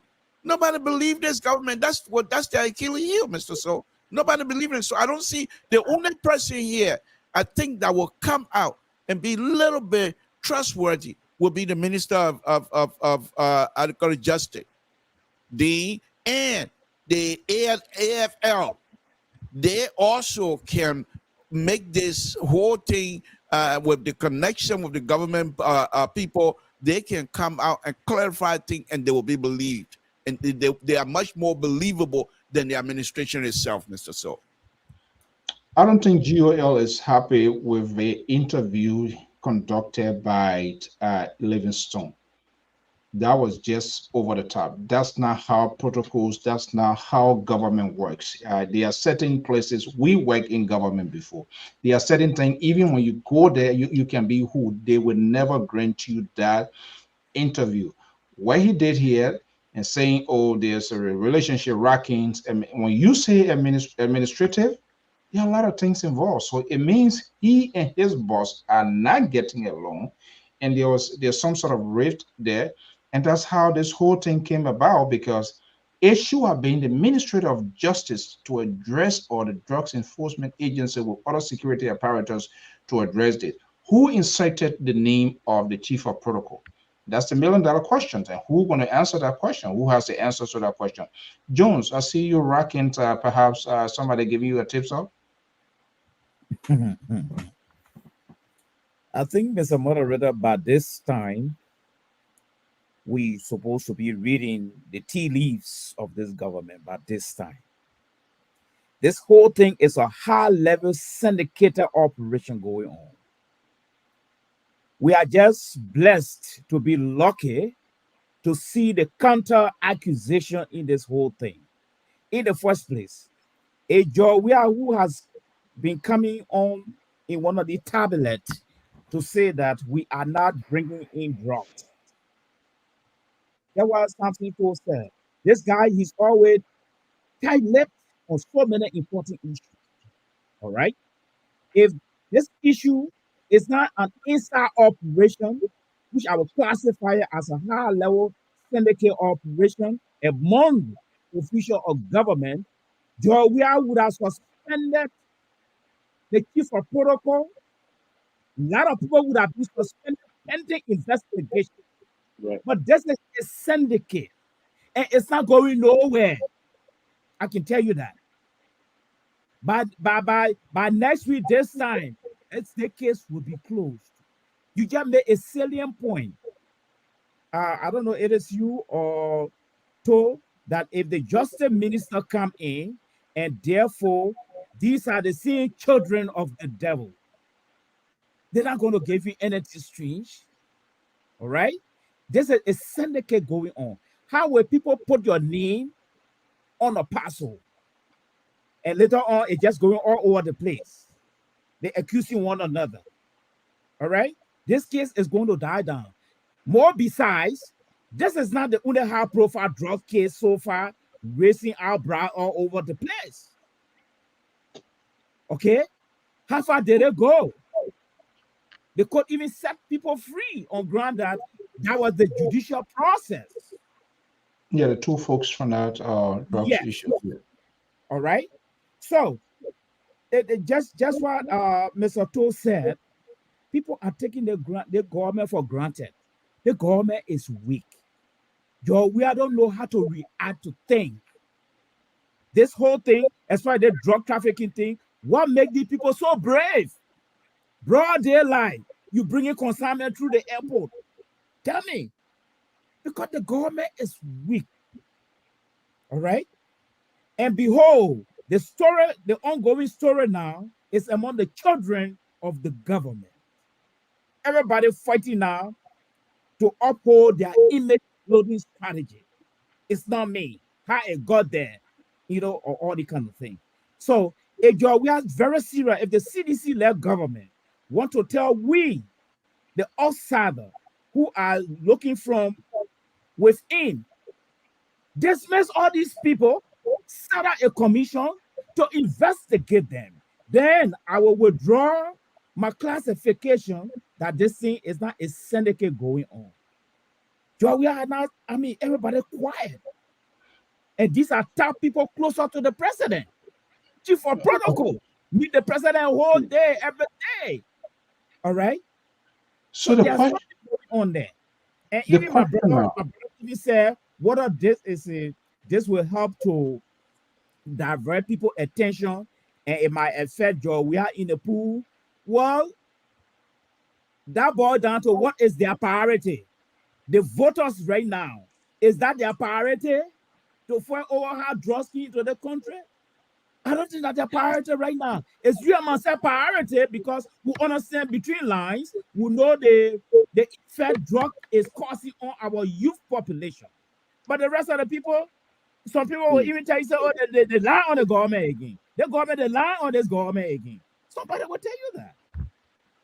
The question now, would there be some sort of investigation from the first branch of government? Do you think they're going to call in the Minister of Justice and other security apparatus to get to the bottom line, to get for questioning, to provide answers, to get a clear-cut, in-depth information with this, who the sender, who was the recipient, why the time gap, and all of that? Would there be some? Do you think there will be a house investigation? Okay. I want to say emphatically on this platform tonight that I will credit your account $25 if that happens. 20 what? 25 US dollar. I will credit it to your account if that happens. If the house to carry on investigation? Yes. With all the arm involved. And can you run it up little? Can you run it up a little bit later? Let's ask some. At least 1,000. No. I have witnesses here. I will credit your account $25 if that happens, Mr. Moderator. Terry, because this is the Minister of Justice has to be called in to provide explanation. The Minister of Justice is the Chief Security Officer of the Republic of Liberia. The police, immigration, DEA, all of those people fall under the jurisdiction of the Minister of Justice, Chief Prosecutor. Do you think the House will call in the Minister of Justice, considering the nature of this and other past cases drugs related and how this thing has been in the society, considering all of what is going on? Do you think they're going to be at a House investigation to someone, the Minister of Justice? And if that not happens, I will go to what does that speak to? That is what I think I will go with Mr. Mali on this one, because the election is ahead, and most of these guys are looking for money. So most of those things, once the government cover it up and send some money around, those guys will not call nobody. Those guys will just do their own thing. And even if they did, nothing fruitful is going to come out of it, So to be honest with you, this thing is going to die down in a couple of days. So on this one, I would like to go with Mr. Mali, even though we don't always. Okay, you form me a coalition with him on this one. The Liberal. Yeah. Will you be surprised, or will it be a strange development if there's no House investigation to get to the bottom line of this whole thing here, or it's just going to die a premature death? This thing I told you before, Mr. So, I hate to say it, only those of us that are in the diaspora are worrying about it. People in Liberia, they're not even thinking about it. It means nothing to them, because they know very well Finambono is going nowhere. She's going to be the still chief of protocol with no the investigation. The only way, in fact, not only way, the investigation going nowhere. Even the French government and the U.S. government can say whatever they want to say. They're not going anywhere, because I think, I could be wrong, but I think at this point, President Weah has not even thinking about Uncle Sam being friend to Liberia anymore either. Because if it was so, you would think that he would do what he can to have his own friend, his own buddy, to be vindicated. And that has not happened, Mr. So I think this one here, just us here on the platform in the U.S., being in the diaspora, just talking about it, but it means nothing, Michael. It's not going to change any vote whatsoever. This is not going to change vote in Liberia. President, we are going to win. Those who have already decided they're going to vote for the president is done. Those that are on the fence line, this is not going to affect them one way or the other, Mr. So this, if I were a member of the opposition, I wouldn't even waste my time with this one, because it's going nowhere.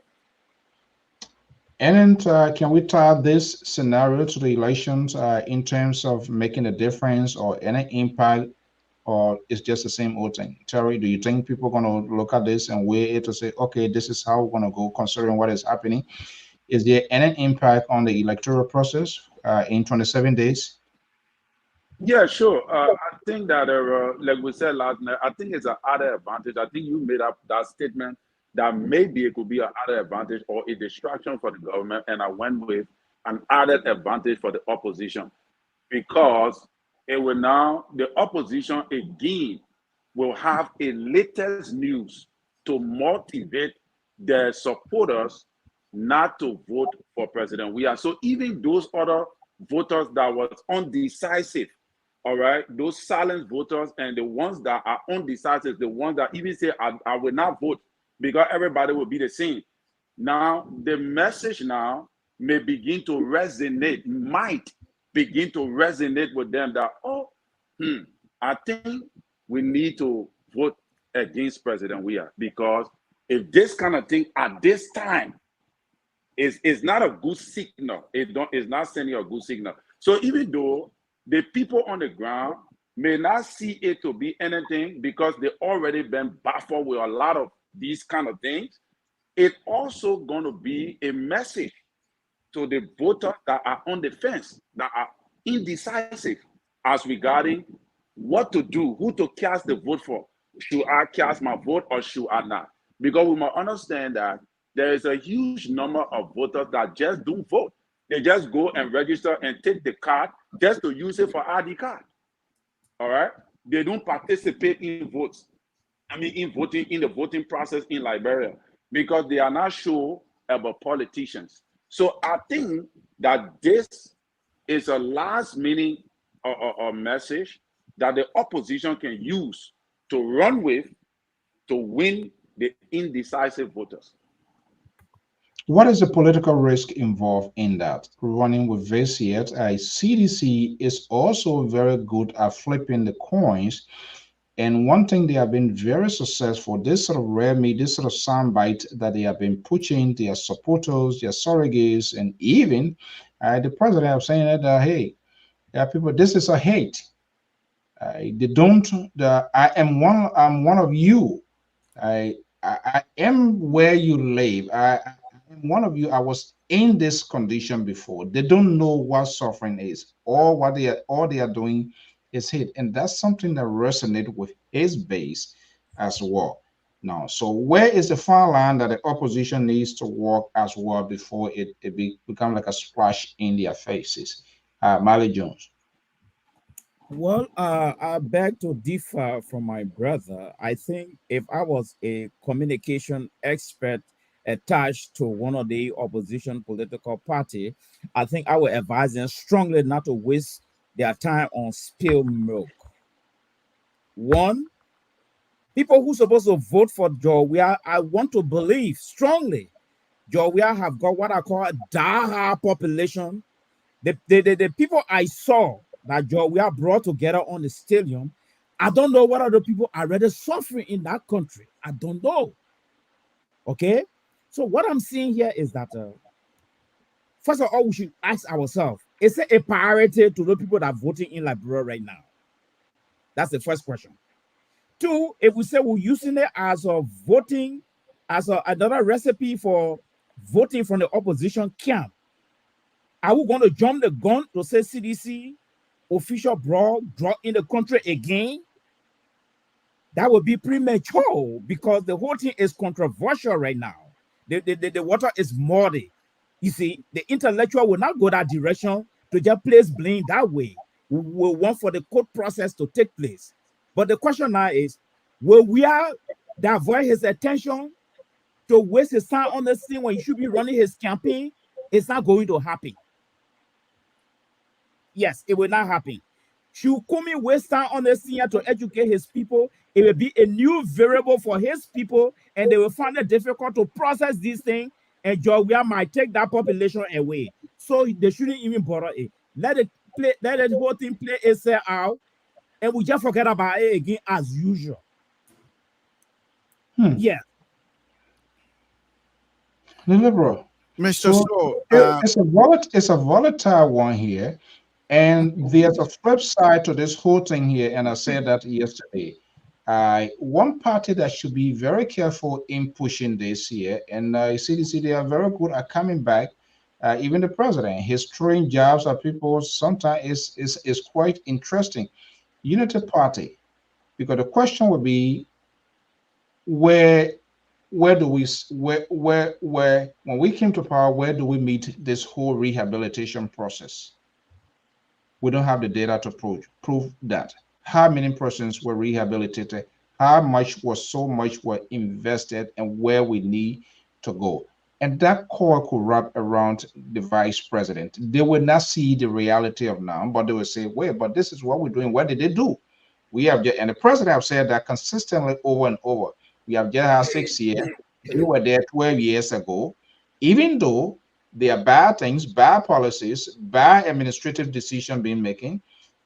And it's quite true. If you go inside Liberia, the thinking of the people, if you have a conversation with them, it's quite different. And because I'm not sure whether because the media have not set the stage, and even if the media did, they have their own way of thinking, because you can't ask anybody, what are you voting for this person? They can't tell you anything. They just only tell you, well, I'm so person, and that's how I'm voting. Nothing like education, nothing like health, nothing like infrastructure, nothing, literally nothing they can tell you. Everybody there more or less driven and drawn into their political attachment, their political affiliation, period. That's it. It's not like here. But what I do know, and what I do know from other people, there's going to be this sort of transfers of vote. There's be some people who will vote other people, not necessarily the president, but they will vote some people as senator, as representative. That is visible when you talk to people in different districts and in different towns. Yeah, go ahead. No, I agree with you. For me, the opposition should not even waste their time on this. They should just move on and let those Liberians that are in the diaspora here that will beat on this here, perhaps they will get through the ears of many Liberian back home. That's fine. But the opposition, for me, they shouldn't waste their time. And you made an interesting point here where, and in fact, it did happen where President Weah claimed to the people that I'm one of you. I live in a ghetto just like you. So I know who you are and you guys know me. Now, how do you disprove that as an opposition? So that's one other situation you're not even going to make up. You're not even going to try to touch because you're going to be wasting your time on it. What I think will happen is that most likely, if and only if President Weah was to win re-election, many of these people you see around him. There's a guy here, a video that I have him, Mr. So. He's a scrap iron person, dealer, but he goes out into, I mean, he's very, very, you see him just like Chris, but he go and get scrap iron from all over all yards and stuff like that. But he stated this.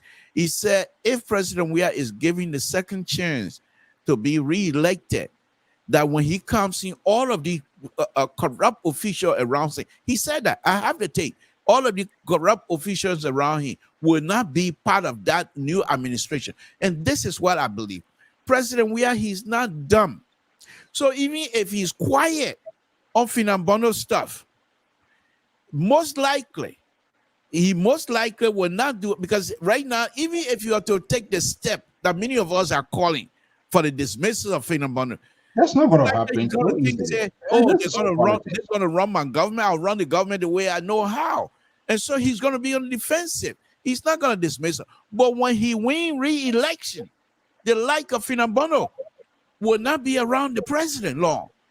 That I truly believe that. So I think for the opposition, Mr. So, their best bet is just continue to campaign and tell the people what you can do.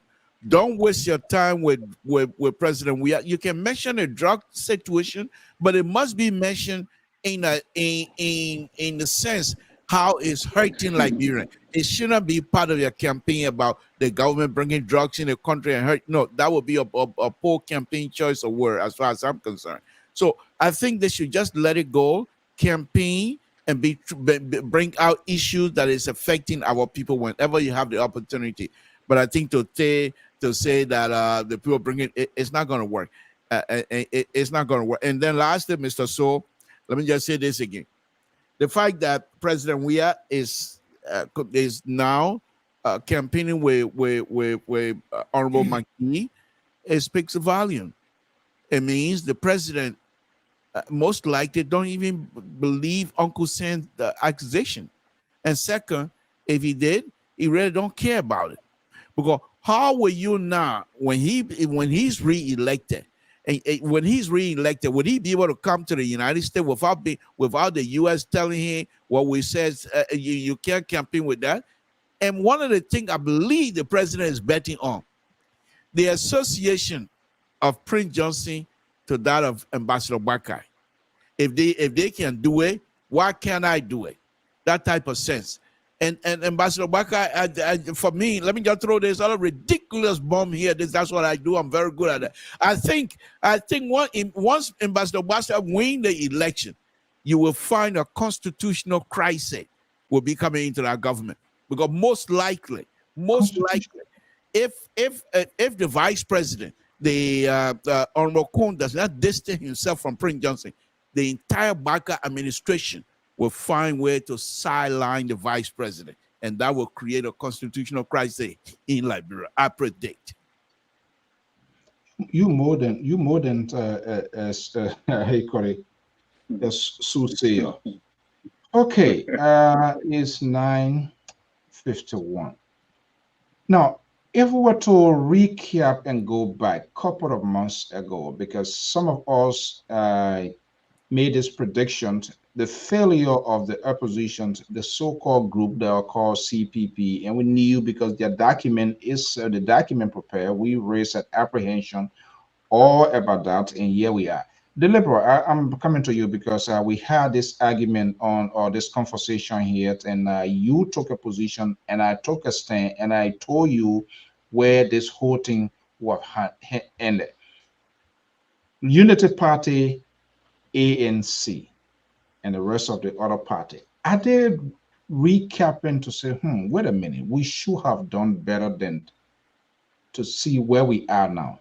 Is it too late? And then sort of a holy ghost can, political holy ghost can intervene to say, no, considering all we are going through, we need to solidify our political grip. And I see that happening. ANC and Unity Party, they're not getting along. So what happens when it comes to the second round? How can Unity Party or how can ANC soften the board to get their vote? Who could cut through that corridor? Yeah, Mr. So, I think if you are trying to get me to eat crow here tonight, I'm not about ready to do that. However, let me just say that, yes, you made this statement 2 years or so ago that these people, first of all, they were never going to get along. And secondly, it's not going to work properly. We've seen that. What I think the interesting thing and the most valuable thing that have happened with this failure of the collaboration process is that many young Liberian politicians, many young Liberian historians would look back on this and perhaps would be like a teachable moment for them.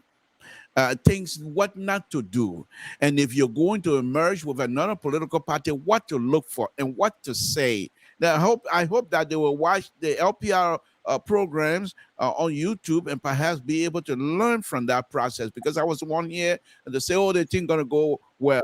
I truly believe I thought they were going to get it together, but it didn't. Now, you didn't listen to me. You did not listen to me. I don't know why even your son. That's a different conversation. The Liberal, let you have 1 minute, please. Don't come wrong with it because those are conservative ideas, and I'm not about ready to have it here tonight either. So I say you got it. That 1 point on me, that's fine. Let's leave it as that. Now, as far as these people are concerned, let me just give it to you here quickly. I think overall, Alexander Cummings, when it's all said and done, and if he's not successful, he's going to be the one to regret this whole process, I believe. Because I think Alexander Cummings missed the Liberian people thinking. Because I believe he thought, coming from the Western world, having spent so many times in this country, seeing the political activities of this country, he believed, I thought, that he was going to go over and be truthful with them.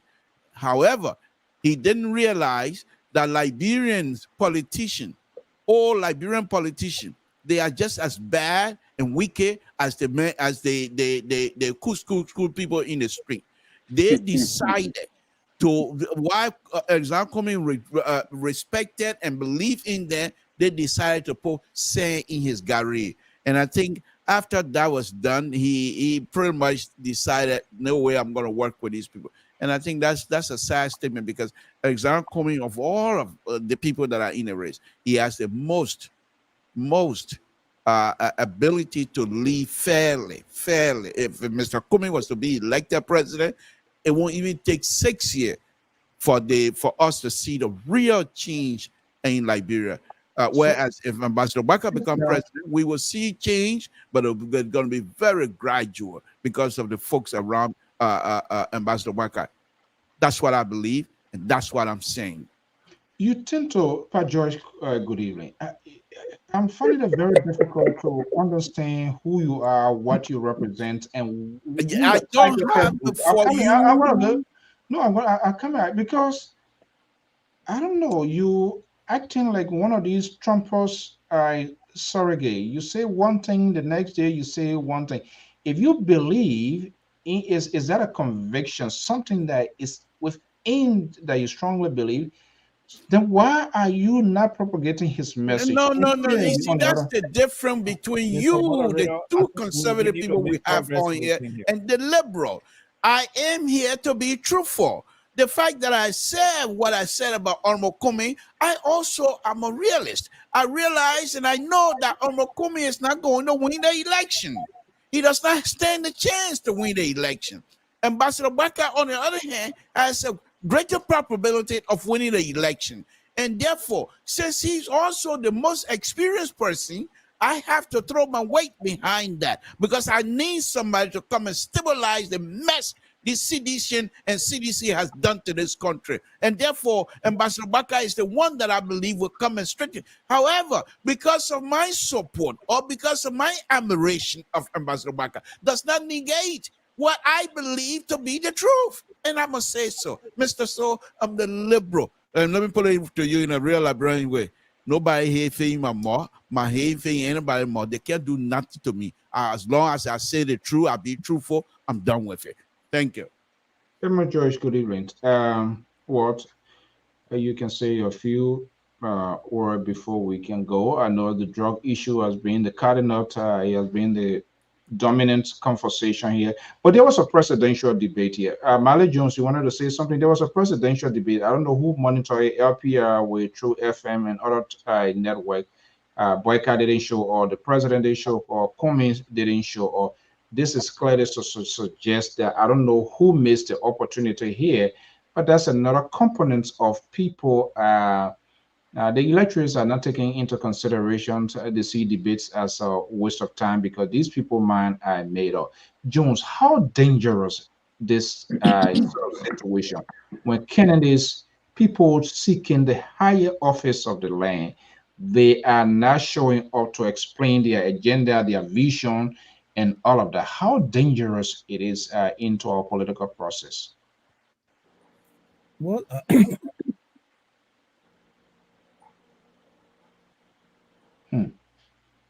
What happened? The liberal now jump on you again?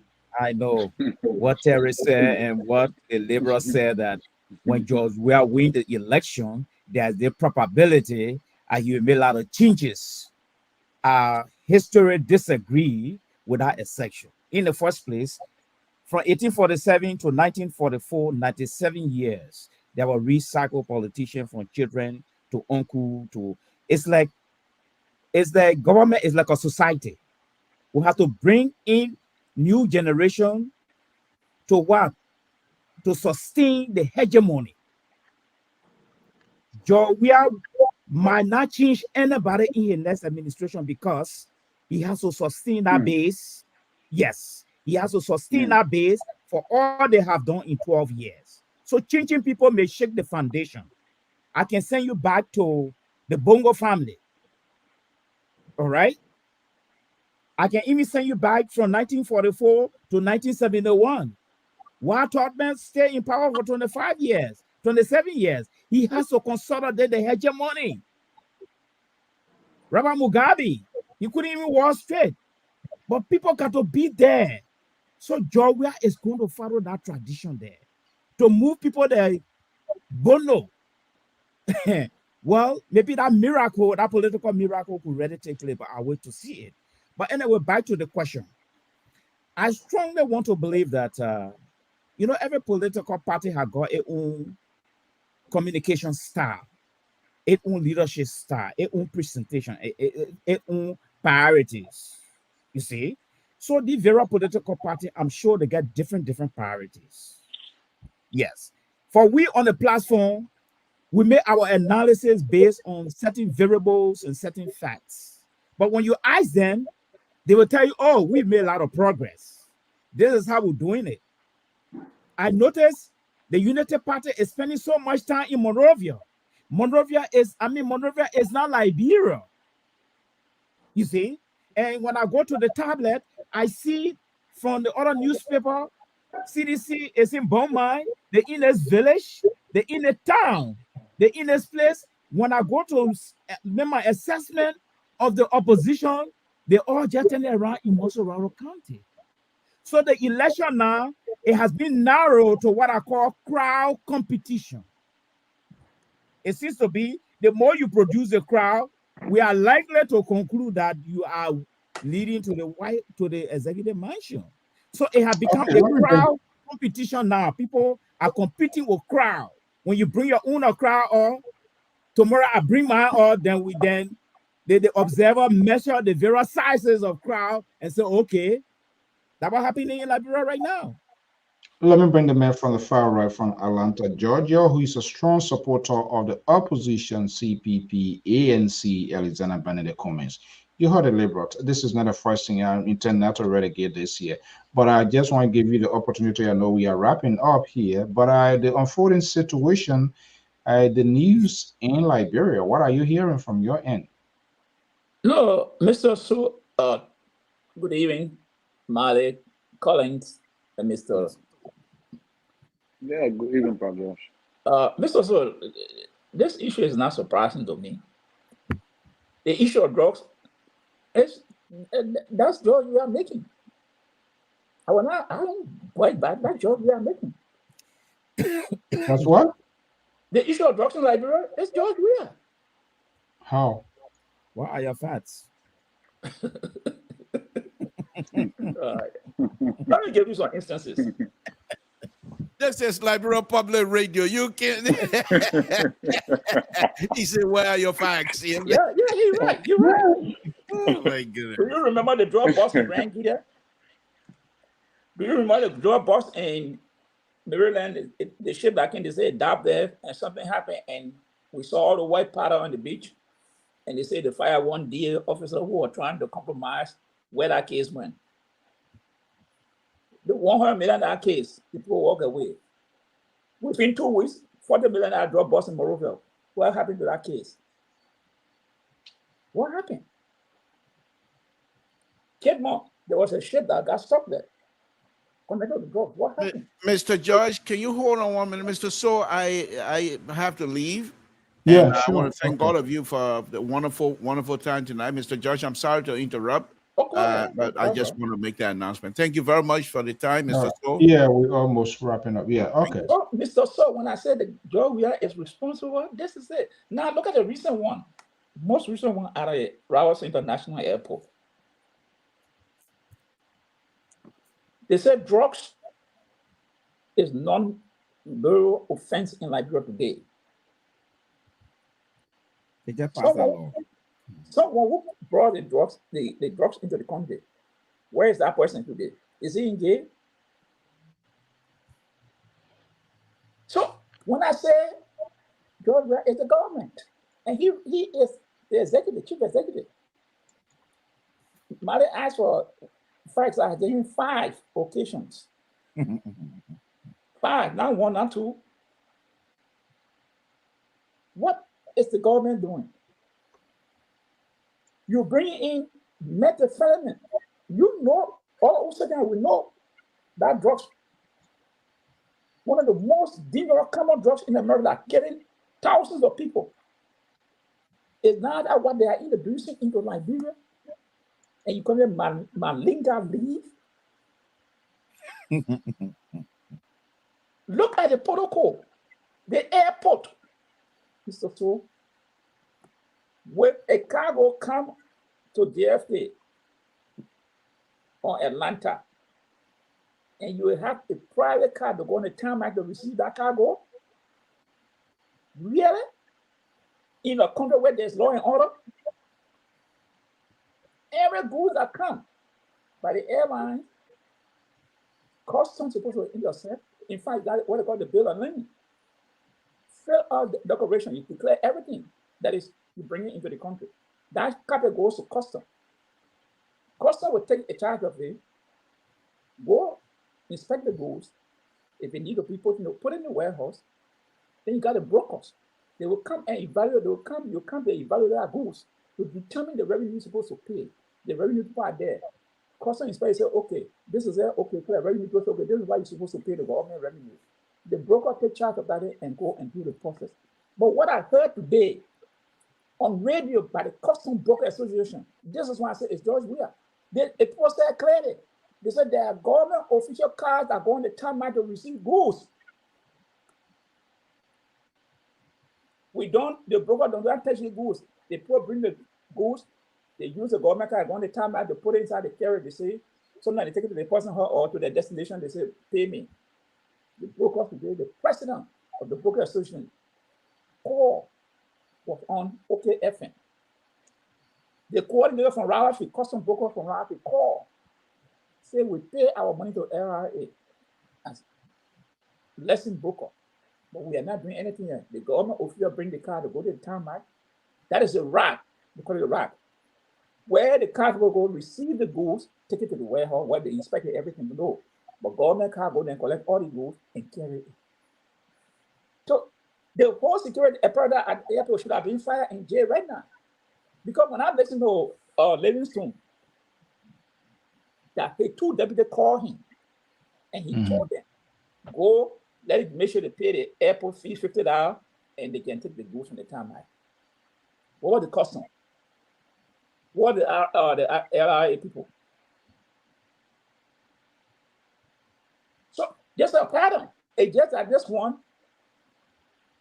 The AFX saw it and a letter, the front page broke the story before the whole thing came up. But it's not the first time doing it.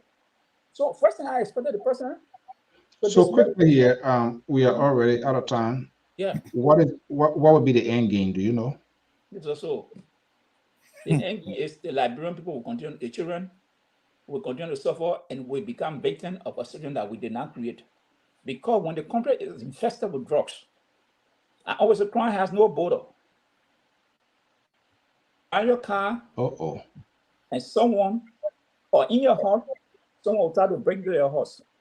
Your phone, you walk in the street, you cannot hold phone in your ear. This time in Monrovia. These are the things that we're going to go through, because the government has made it in money to make money on the expense and at the detriment of the citizens of the country. That is the danger involved. The danger. 27 days to go. Yeah. Would there be a game changer into this whole thing? Now, the Liberian people, at the end of the day, they will have to make the decision. I always say, what Bob Marley said, if you are all right with the life you're living today, fine. If they think that the president is doing a great job and they want to give him power, that's up to them. Okay. Has consequences, they will live with the result. But I think if they would think twice, they better elect Mr. Cummings. Okay, yeah, okay. There's a deal here. I'm not sure. Mali, Terry, you promised to establish your full identity on this network. Am I correct or not? Your political identity. You promised to establish that before the election, right? Are you speaking to me? Yes. Oh no, I declined. You pleaded fifth? Yeah, I pleaded fifth. Why? Because too many things are playing now that are really surprising me right now. Okay, let's get back to Pa George. Yeah. It's true that very soon, a few days from now, or a few weeks from now, will be election and new government will be in place. Yeah. But here comes my disappointment that I even poisoned my ability to take a slap in any of the opposition political parties. Mhm. I have not seen a clear pathway or a clear platform, even on the issue of garbage in Liberia. I have not seen a clear pathway from any political party, including the Joseph Boakai. Let alone talk about drugs coming in now as another new variable adding to the already dangerous variable in our country. Drug is a money-making thing.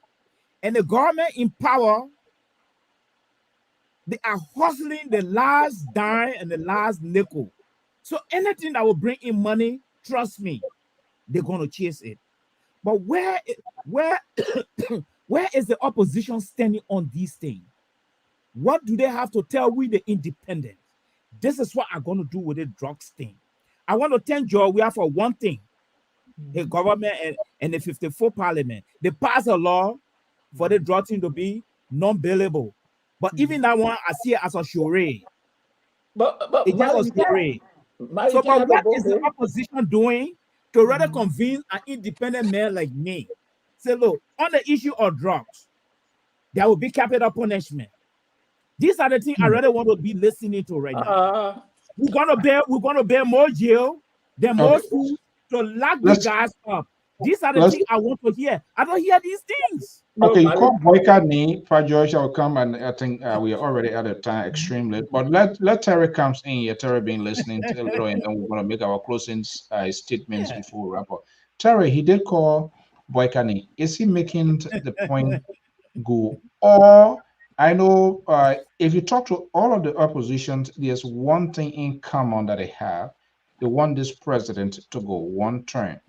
If this is the case, is it too late for them to solidify their political ideology for the good of the country? If they think that's what's going to resurrect the country, good governance, better government, good education, good infrastructure, while somebody can be like the big boy in the house and call for some sort of mini end of the game coalitions that they can go. If it stays saying what I'm saying and what I witness, people talk to, it will still like it is difficult to make a sort of decision. But the probability of PDC gaining state power is more likely.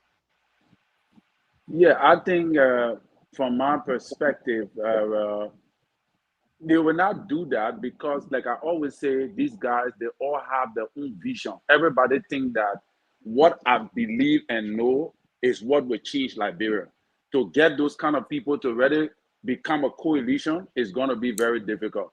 But in my opinion, like you talk about the debate, I followed the debate a little bit, and I listened to Dr. Moniba talking about agriculture, and I thought his position on agriculture was whack because he was talking about trying to create a means wherein every county will be able to produce rice of its own.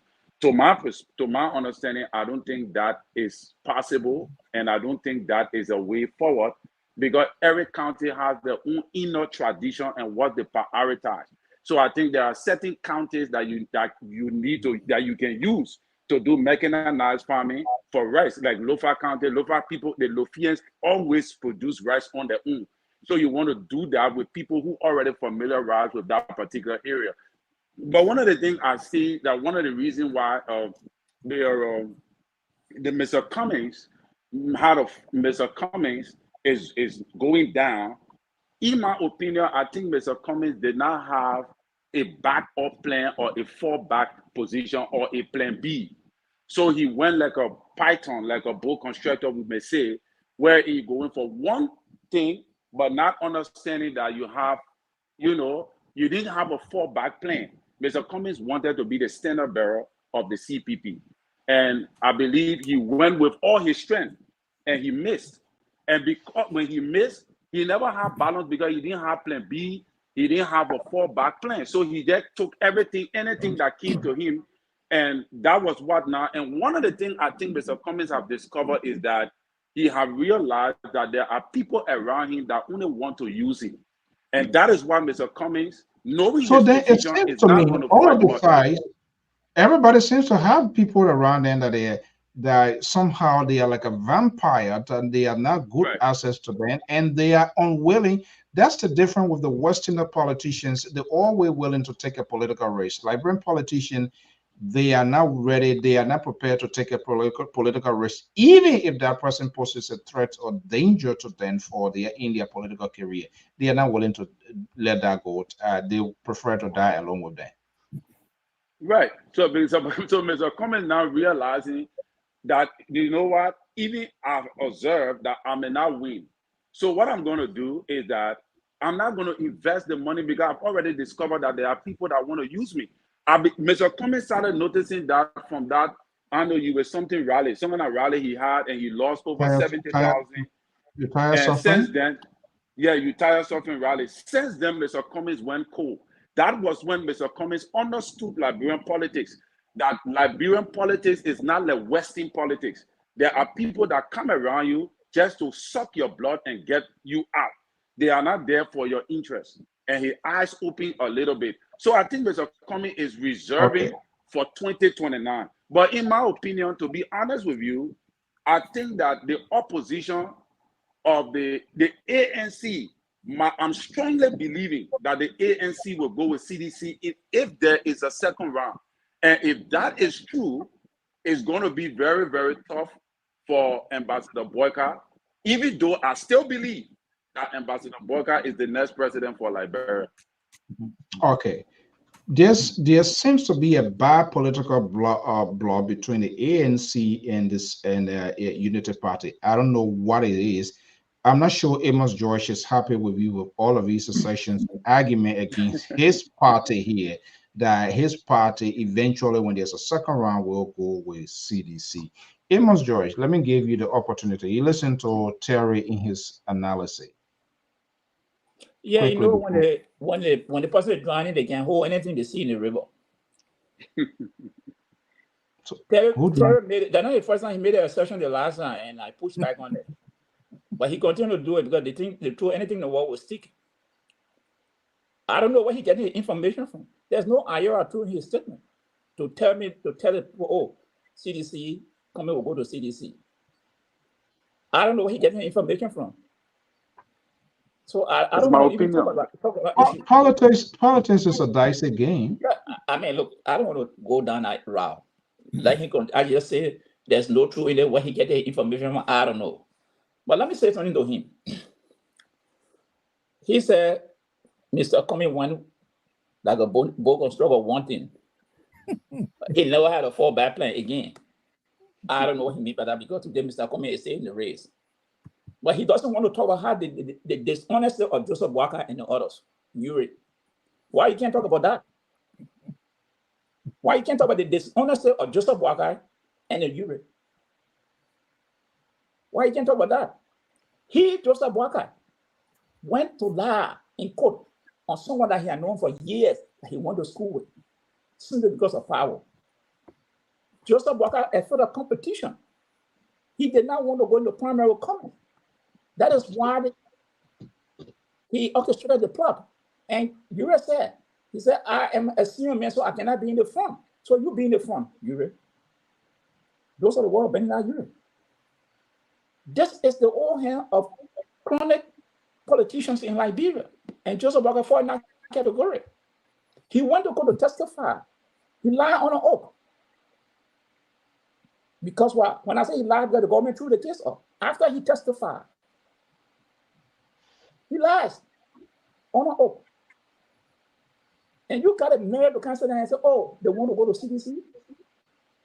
No. Talk about the dishonesty of your party or the man you support. Okay. But let me just say this. I will talk to you on Friday. Fascinating news, Mr. So I spoke to some people today, somebody. In the inner working of Walker and Ellen Johnson Sally. Fascinating story. about Joseph Walker, the last year of Joseph Walker and Ellen I Johnson. don't, yeah, okay, we will come to that. I don't want But to. let me say this: Cummings is on track. If is that the excuse the Unity Party people want to go? Oh, he'll go to CDC? No, Mr. Cummings is not going to CDC, and he will not support CDC. So please, don't look for something else to throw on the wall. And malice, Mr. Cummings constantly said about drugs that will punish people. I don't know the capital punishment. That I cannot speak of it because I know Mr. Cummings will not execute anybody for drug. But to go to jail before guilty, definitely his tongue. Mali is calling for capital punishment. Yeah, Guys, time is already out. Time is running out here. But let me ask this question here before we go. I don't want to forecast what's going to happen afterwards or just in the dying minute of the 10 here.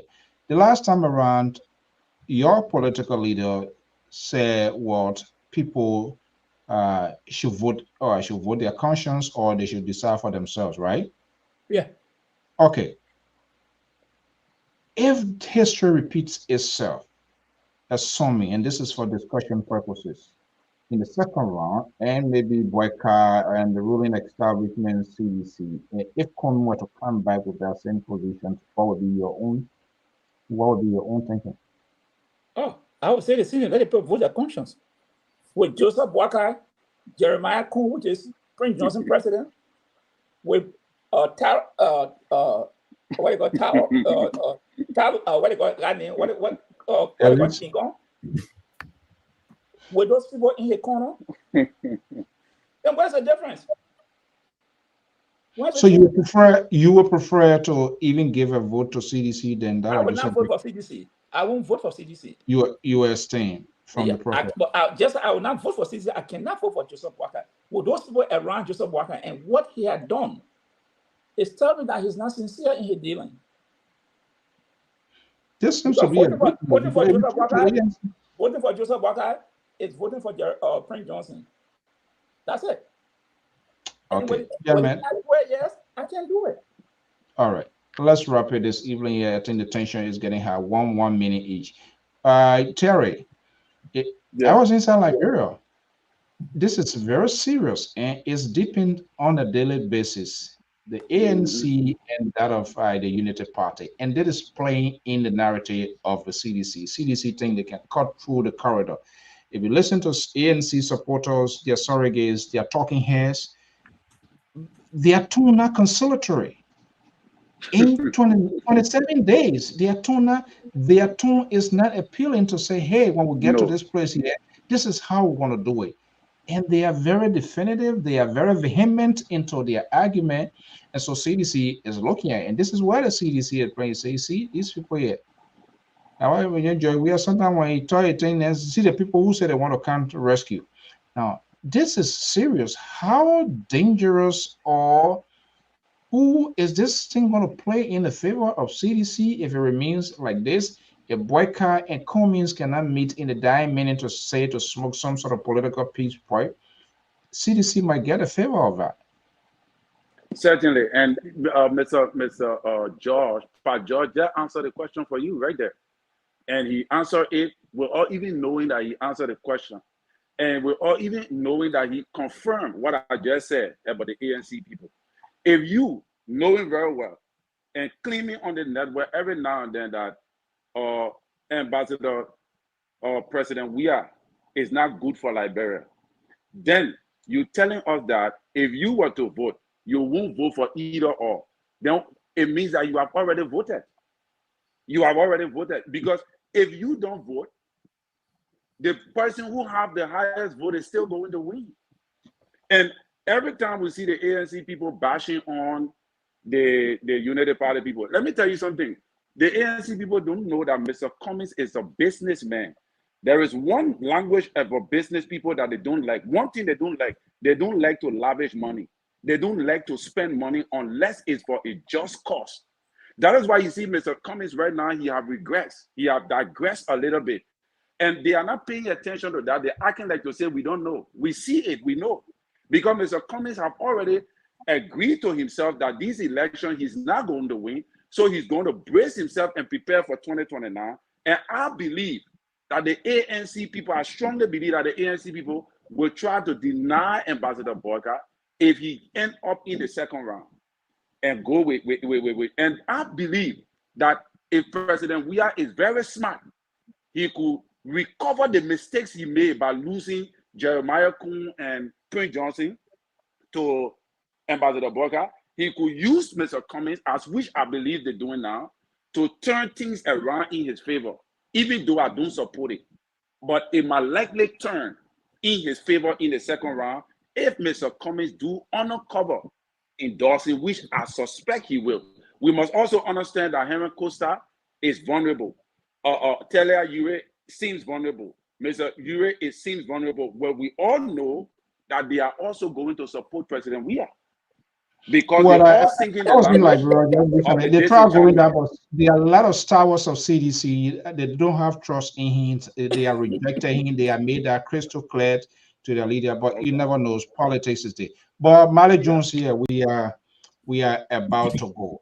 The Tire Suffering campaign or rally launched by the ANC, was that a wrong interpretation? Because and the president, he has a special, unique way to communicate with his base that tend to resonate in terms of what he says. It reflect or illustrate it, because the folks that were put the face of the retire suffering, visually, if you look at it, did not look like people who were really suffering. And that's what the president said. When the president said that, that's something that really went wide to his base and get us to be what we are. Was that a good strategy? Well, from the communication standpoint, I think that was a feeble strategy. Feeble in the sense that people been suffering since 1847 in our country, logically. People been suffering, and people will continue to suffer. Even Joseph Boyka get there. People will still suffer. Okay, so I think they should have looked for a strategic issue to talk about that will resonate with the Liberian people. Because if the people that are going on the football field, you ask them, this man is suffering us. This country here is going the wrong direction. Why are you here? They will tell you, say, well, you are suffering. We are not suffering. And psychologically, some of them are really suffering. You see? So to me, that messaging, it did not resonate well for the opposition. It is implied that if you tell the people they're suffering, you should remember that it's not everybody suffering. There are some opposition people, they're really suffering. The CDC yes, they don't want to acknowledge. They make Margaret out of Louis Brown and other folks and put there and begin to put that video out there. And the president, look at it, man. That man really somebody who's suffering. So when people see that visual communications is very effective, it has a way that it can connect with people. So I don't know whether it was a very good strategy. No, it was not a very good strategy, to be very frank with you. But they just needed to use something, at least to create some awareness, but it wasn't a good strategy. It did not resonate to magnetize people from the CDC camp. It did not work.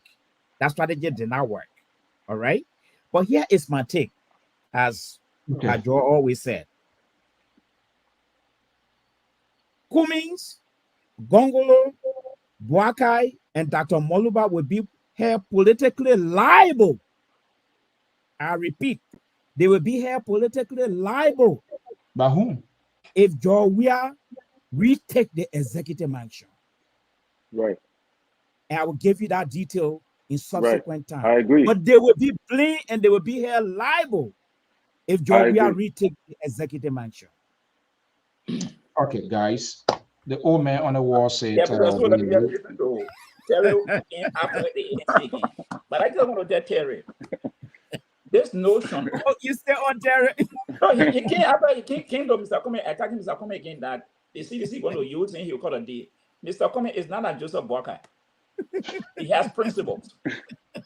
Mr. Cummings is not a Joseph Boyka. Mr. Cummings has principles. He has value that he touched to his name. He don't go back on his words. He's an honest man. So if y'all lose the election, do not play ANC. But I can tell you, from me as an individual, why should I vote Joseph Boakai with Prince Johnson? Why should I do that? I cannot do it. And I just be honest. I didn't say the ANC cannot do it. I said, Yeah, so Terry, that's my point. Yeah. But for you people, because of your dealing, this is why you're having problems. And George has a your dealing. Waka is someone who I see you guys. Waka is someone who starts people in his back. He used Costa and South Costa and destroyed Costa political career. He used Benina Yuri. This is the man. You heard Prince Johnson that he was supposed to pick Yomi Kanga. But he died Yomi Kanga because of Jeremiah Kuhn. You heard Prince Johnson. So okay, guys, let's leave it at time. You know, Terry, can Boyka talk about war and economic chronicle with Prince in his backyard? Certainly he can. You see, one of the things that Pat George will never understand, especially and with the ANC people, is that they see Ambassador Boyka to be that weakling and an old man who is sick and will not be able to do anything. He's ungrateful, blah, blah, blah. All stories that they cannot prove. Because somebody have the constitutional right to make a decision. We have discussed Burger Health here, you know, on the show. But let us not. Okay, I agree. But what I wanted to say is that, you know, you said the man is ungrateful. You're listening to what he named all the things. To be honest with you, that was the man's right. That his constitutional right to choose the VP he wanted. All right. And if you were in that position, you would do the same thing. Mr. Cummings went to Jeremiah Kuhn as well. He wanted Jeremiah Kuhn. He was unsuccessful. He gave Prince Johnson, the man that he cleaned.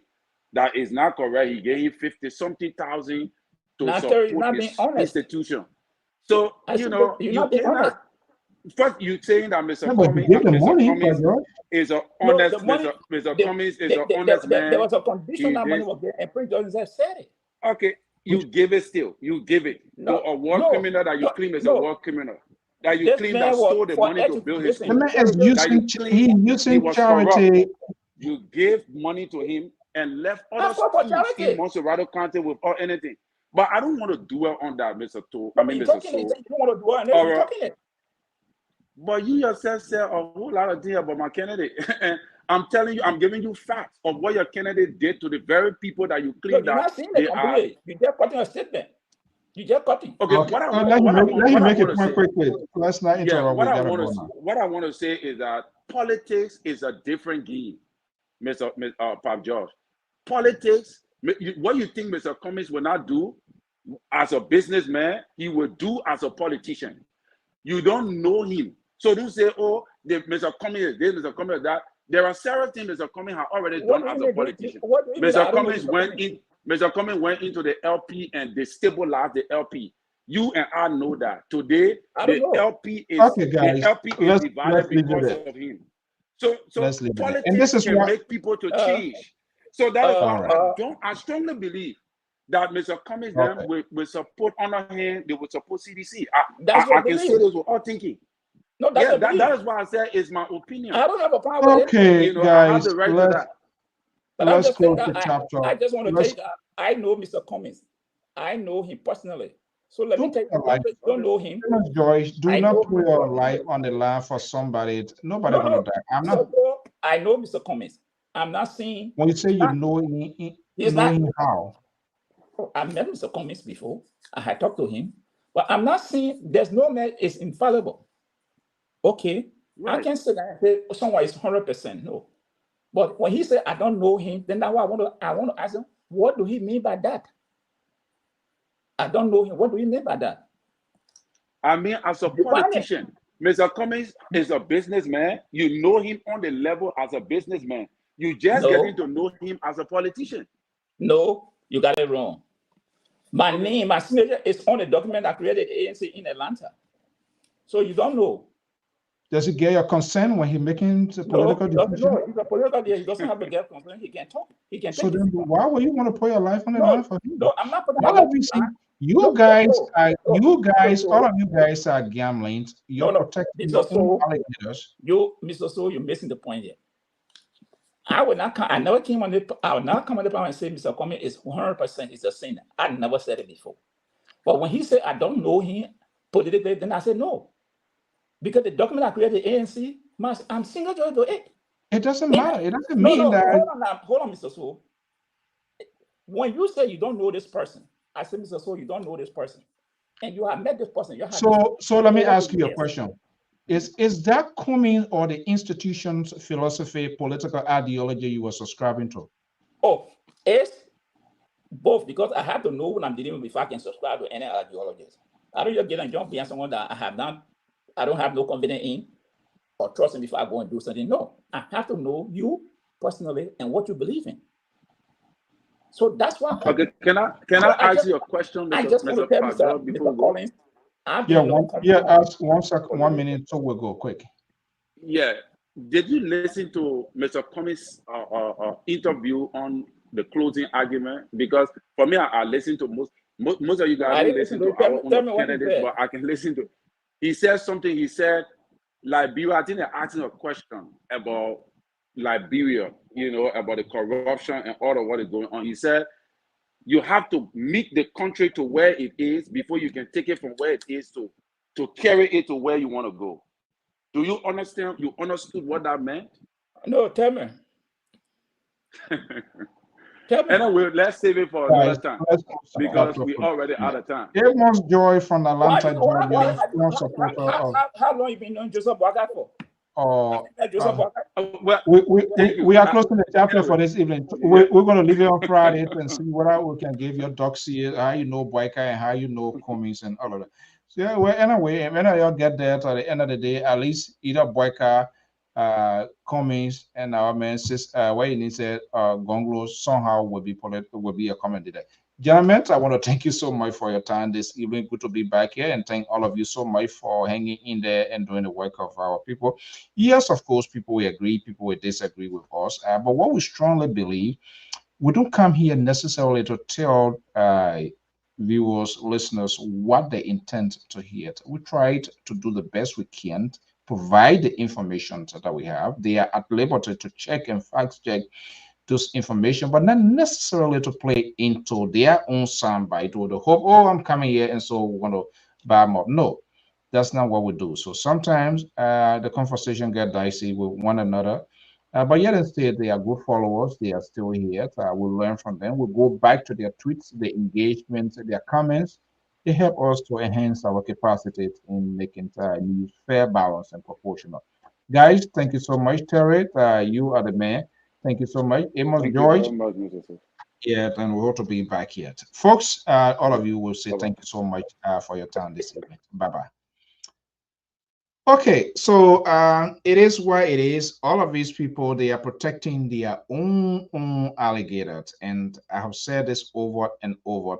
Everybody feels their candidate is doing the right thing. No one is willing to make that political sacrifice. I've never seen that before.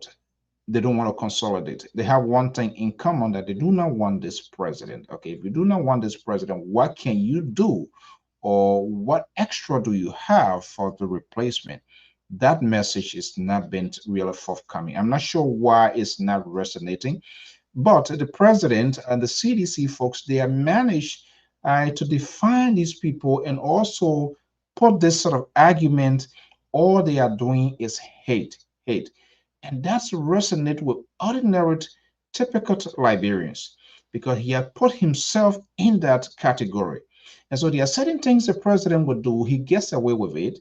Cummings can't do it. Boakai would never do it. Tiawan Gonglo would never do it. So they need to find their rightful tone, their rightful argument that suits their own political argument with the Liberian people, with the electorates. Other than that, it will be like a losing battle. We are waiting to see what will be the outcomes of this reported drug bust or accused of the chief of protocol to the president of the Republic of Liberia. We hope, and GOL will have a press conference and want to see previous statements coming from the directorate, or what going to be coming out from the Ministry of Justice of the Republic of Liberia.